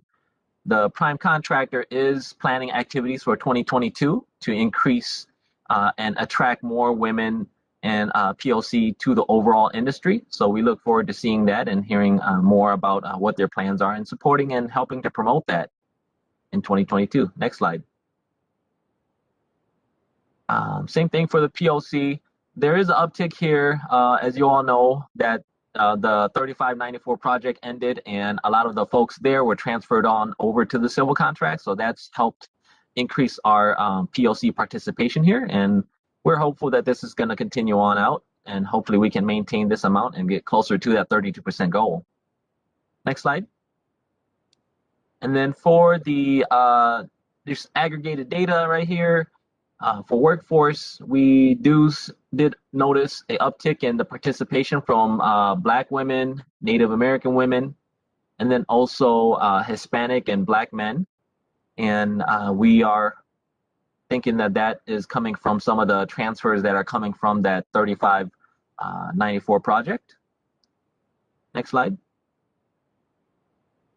So for the systems contract, work has been pretty sporadic. They are working and planning and just waiting on the civil contract to get far enough along where they can start some of their activities. And that's estimated for spring of 2022.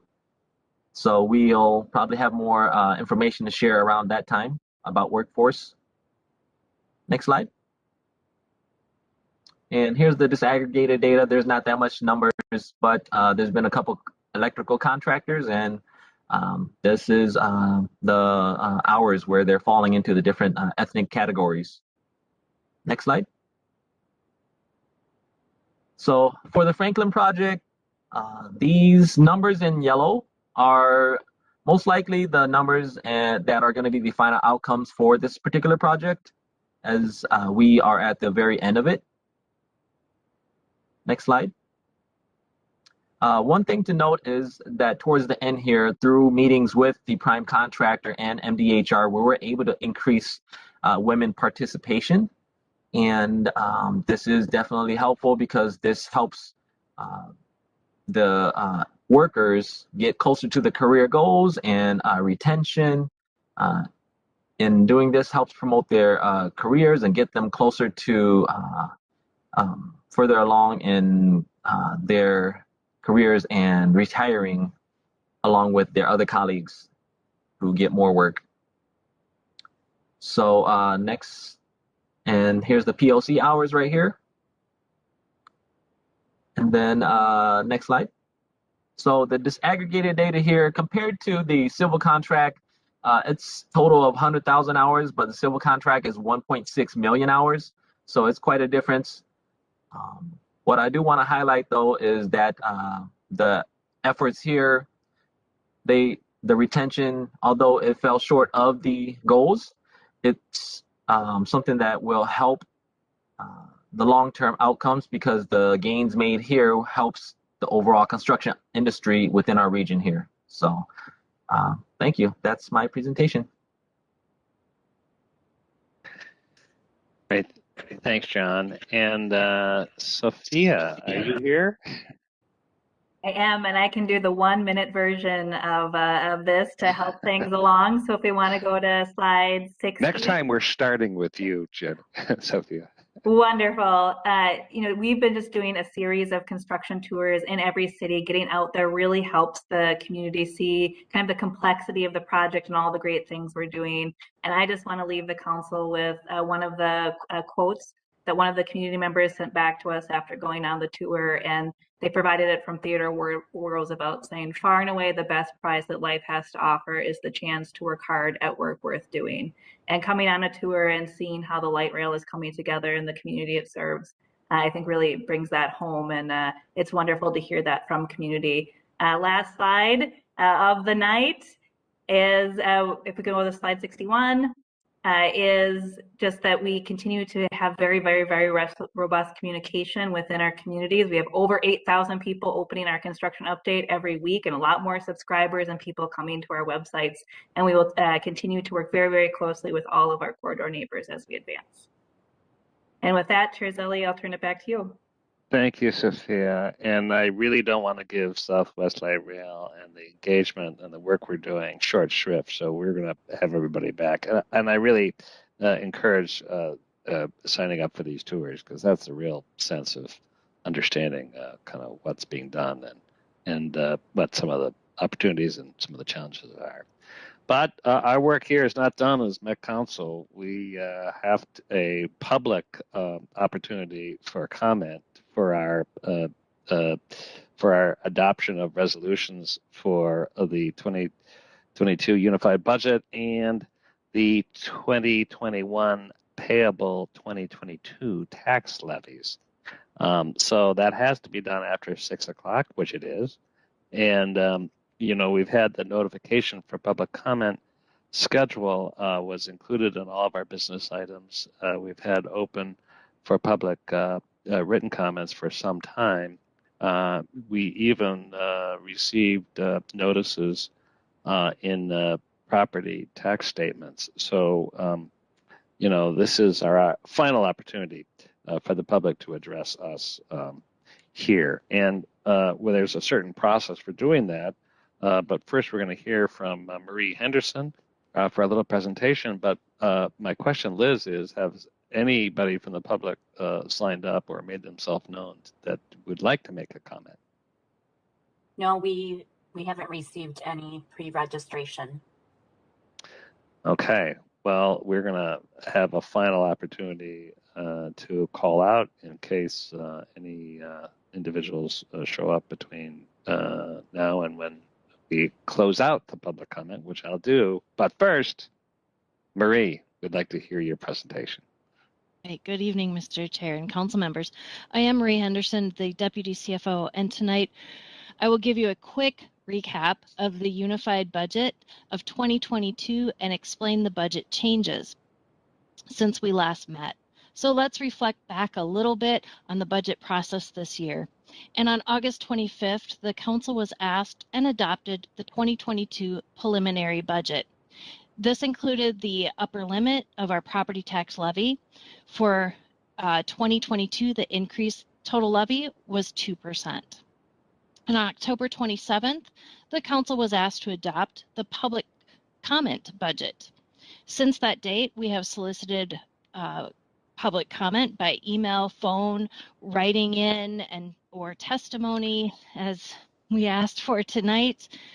But let me just quickly recap with you the changes that for the final budget from last you've seen it from that October 27th date.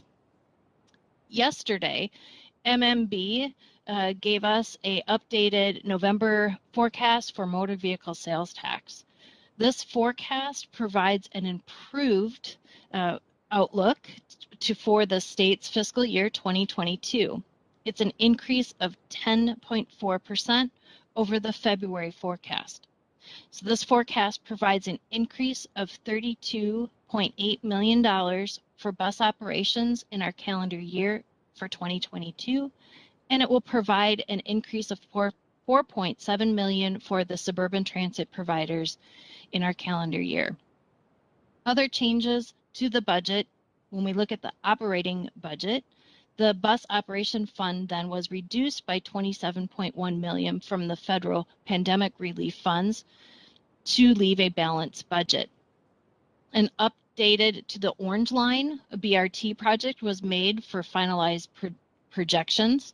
We included revenues, fares of $2.3 million, $2.4 million for local government funding, and $5.2 million for expenses. On the capital side, we incorporated into the final budget, reflecting the component from the November 10th budget amendment, and most notably was the purple line for BRT, which we will receive $39.9 million from Ramsey County. So we will be asking for that approval tonight for the 2022 unified budget, in which it includes 7 resolutions adopting the budget and the tax levy.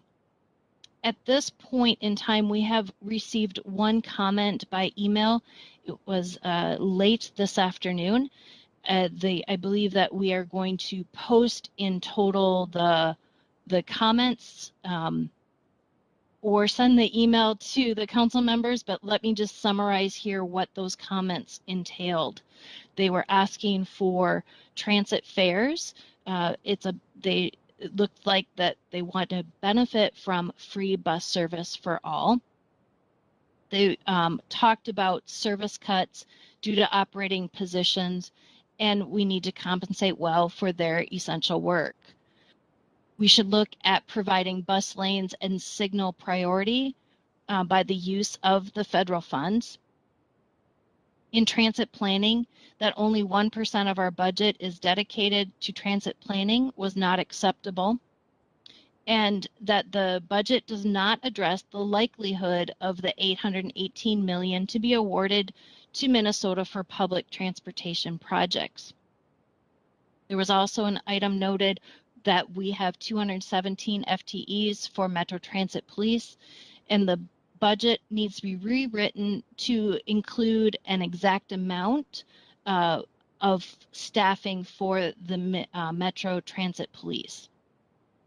They also felt that the budget process was not transparent or acceptable. It should be better promoted, particularly in non-English languages. And the scheduled time for our meeting is the exact same time as the City of Minneapolis budget meeting. So I will turn this back over to the chair to allow for any other comment and for a business item from Mr. Ferguson. Thank you. Thank you, Marie. I want to again call out for any public comment. There may have been people who've called in. If you're a member of the public, if you dial *6, you're able to call. So I'll just make that call out for any public comment again. We have not had anybody registered. We did have that one written comment, and we want to make sure that that was shared. Those comments were shared through Marie. All right, this is my last call. So at this time, I will close the public comment on the adoption of the Metropolitan Council's 2022 Unified Budget and the 2021 payable 2022 tax levies. And call on Councilmember Ferguson. Thank you, Mr. Chair. This is business item 2021-310. It's the adoption of resolutions of the Metropolitan Council's 2022 Unified Budget and the 2021 payable 2022 tax levies. The notification of public comment schedule was included in our business items when we adopted the preliminary operating budgets and levies in August, and again when we adopted the public comment draft in October.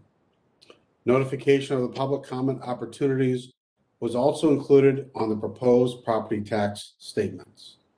Changes to the final budget from the public comment budget adopted on October 27th were just described by the Deputy CFO and include incorporating the November MVEST forecast into the budget, an accompanying reduction in the federal revenues for transportation, finalizing the budget for the Orange Line, and incorporating revenue from Ramsey County into the capital budget for the Purple Line.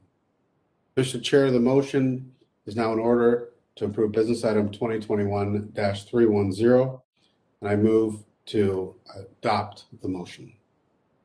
Thank you. Is there a second? Johnson seconds. Thank you, Councilmember Johnson. Any discussion at this point?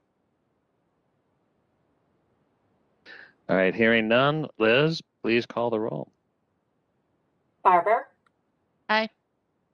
Cummings, Aye. Ferguson, Aye. Fredson, Aye. Gonzalez, Aye. Johnson, Aye. Lee, Aye. Lilligren, Aye. Sterner, Aye. Bento, Aye. Wolf, Aye. Zurin, Excuse me. Aye. and Chair Zelli. Aye, that motion carried. All right, this has been a long meeting, and I just want to say two quick things. First, we have a great council, and so everybody comes with their best selves to work together, and I appreciate it more and more, and especially tonight. I also really especially appreciate those that showed up for the Orange Line opening when it was 30 degrees. Really exciting opening, and you know, we struggle enough with these transitways to actually celebrate in both their operations, but the hard work and the impacts that it's going to have, and it was especially nice to hear Councilmember Lilligren's speaking about his personal stories for that project and the fact that he lived about 50 yards away. So you know, you've seen it all. But also, we should introduce a new leader within the staff who I'm not sure has been publicly introduced. And to do that, Mary, maybe you can say who this mysterious George is who's joined us this past 2 hours. Thank you, Mr. Chair. And yes, I am very, very excited to introduce, and if I can ask George to turn on his camera so that you can get a visual of the real person as well. But I'd like to introduce George Gonzalez. He's our new Deputy Regional Administrator and Chief Financial Officer, and he is coming to us both from private industry and from public sector in Florida up to our chilly Minnesota. So welcome, to George. apologize, Mary. My camera doesn't seem to be working today on this. I tested it before I left the office, so I really I apologize. But thank you all very much. I keep trying to turn it on.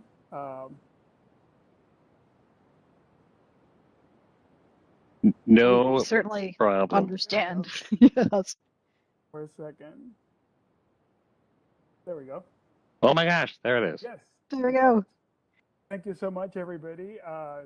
Chair Zilli and council members, I appreciate the opportunity to work with you guys. It's a little cooler than in Florida, I gotta say, when I left Clearwater. Today, I was told it was, warm, 79 degrees. So it's a little chilly, but it's okay. It's great. I'm super excited to be here. Thank you, Mary. As I said, I've worked for Coca-Cola Company. I also worked for United Technologies, Otis Elevators, which is a division of United. And the last 5 years with Pinellas County, where I oversaw 500,000 customers of water, wastewater, and reclaimed water, all the business and finance side of it. So this is a great opportunity. The more I learn about Metropolitan Council, the more excited I am to bring a set of eyes, ask a lot of questions, and looking forward to meeting each and every one of you, even if it's just for a few minutes, just so you guys get to know me a little bit better and I get to know you a little bit better. So thank you very much. Well, welcome, George. We're going to see a lot of you, and you're going to see a lot of us. And it's chilly, but we have warm hearts, so you're in the right place. And we're going to really be valuable to have your experience, with us. Charlie, it's the benefit of virtual interviewing when you're in Minnesota and your candidate's in Florida. They don't know. It was 3 degrees this morning. Oh my God! Don't tell them. You know what? When I got here, it was cooler in Tampa than it was here, so that was kind of weird. Last week was a great week, so good. See, it could happen. Well, with that, does anybody else have anything they would like to share? We've done a lot. All right. Well, have a good evening. Thank you so much, Sue. I hope you get to that council meeting, and we will see you all soon. This meeting is adjourned. Good night. Thank you, everyone. Adios. Good night.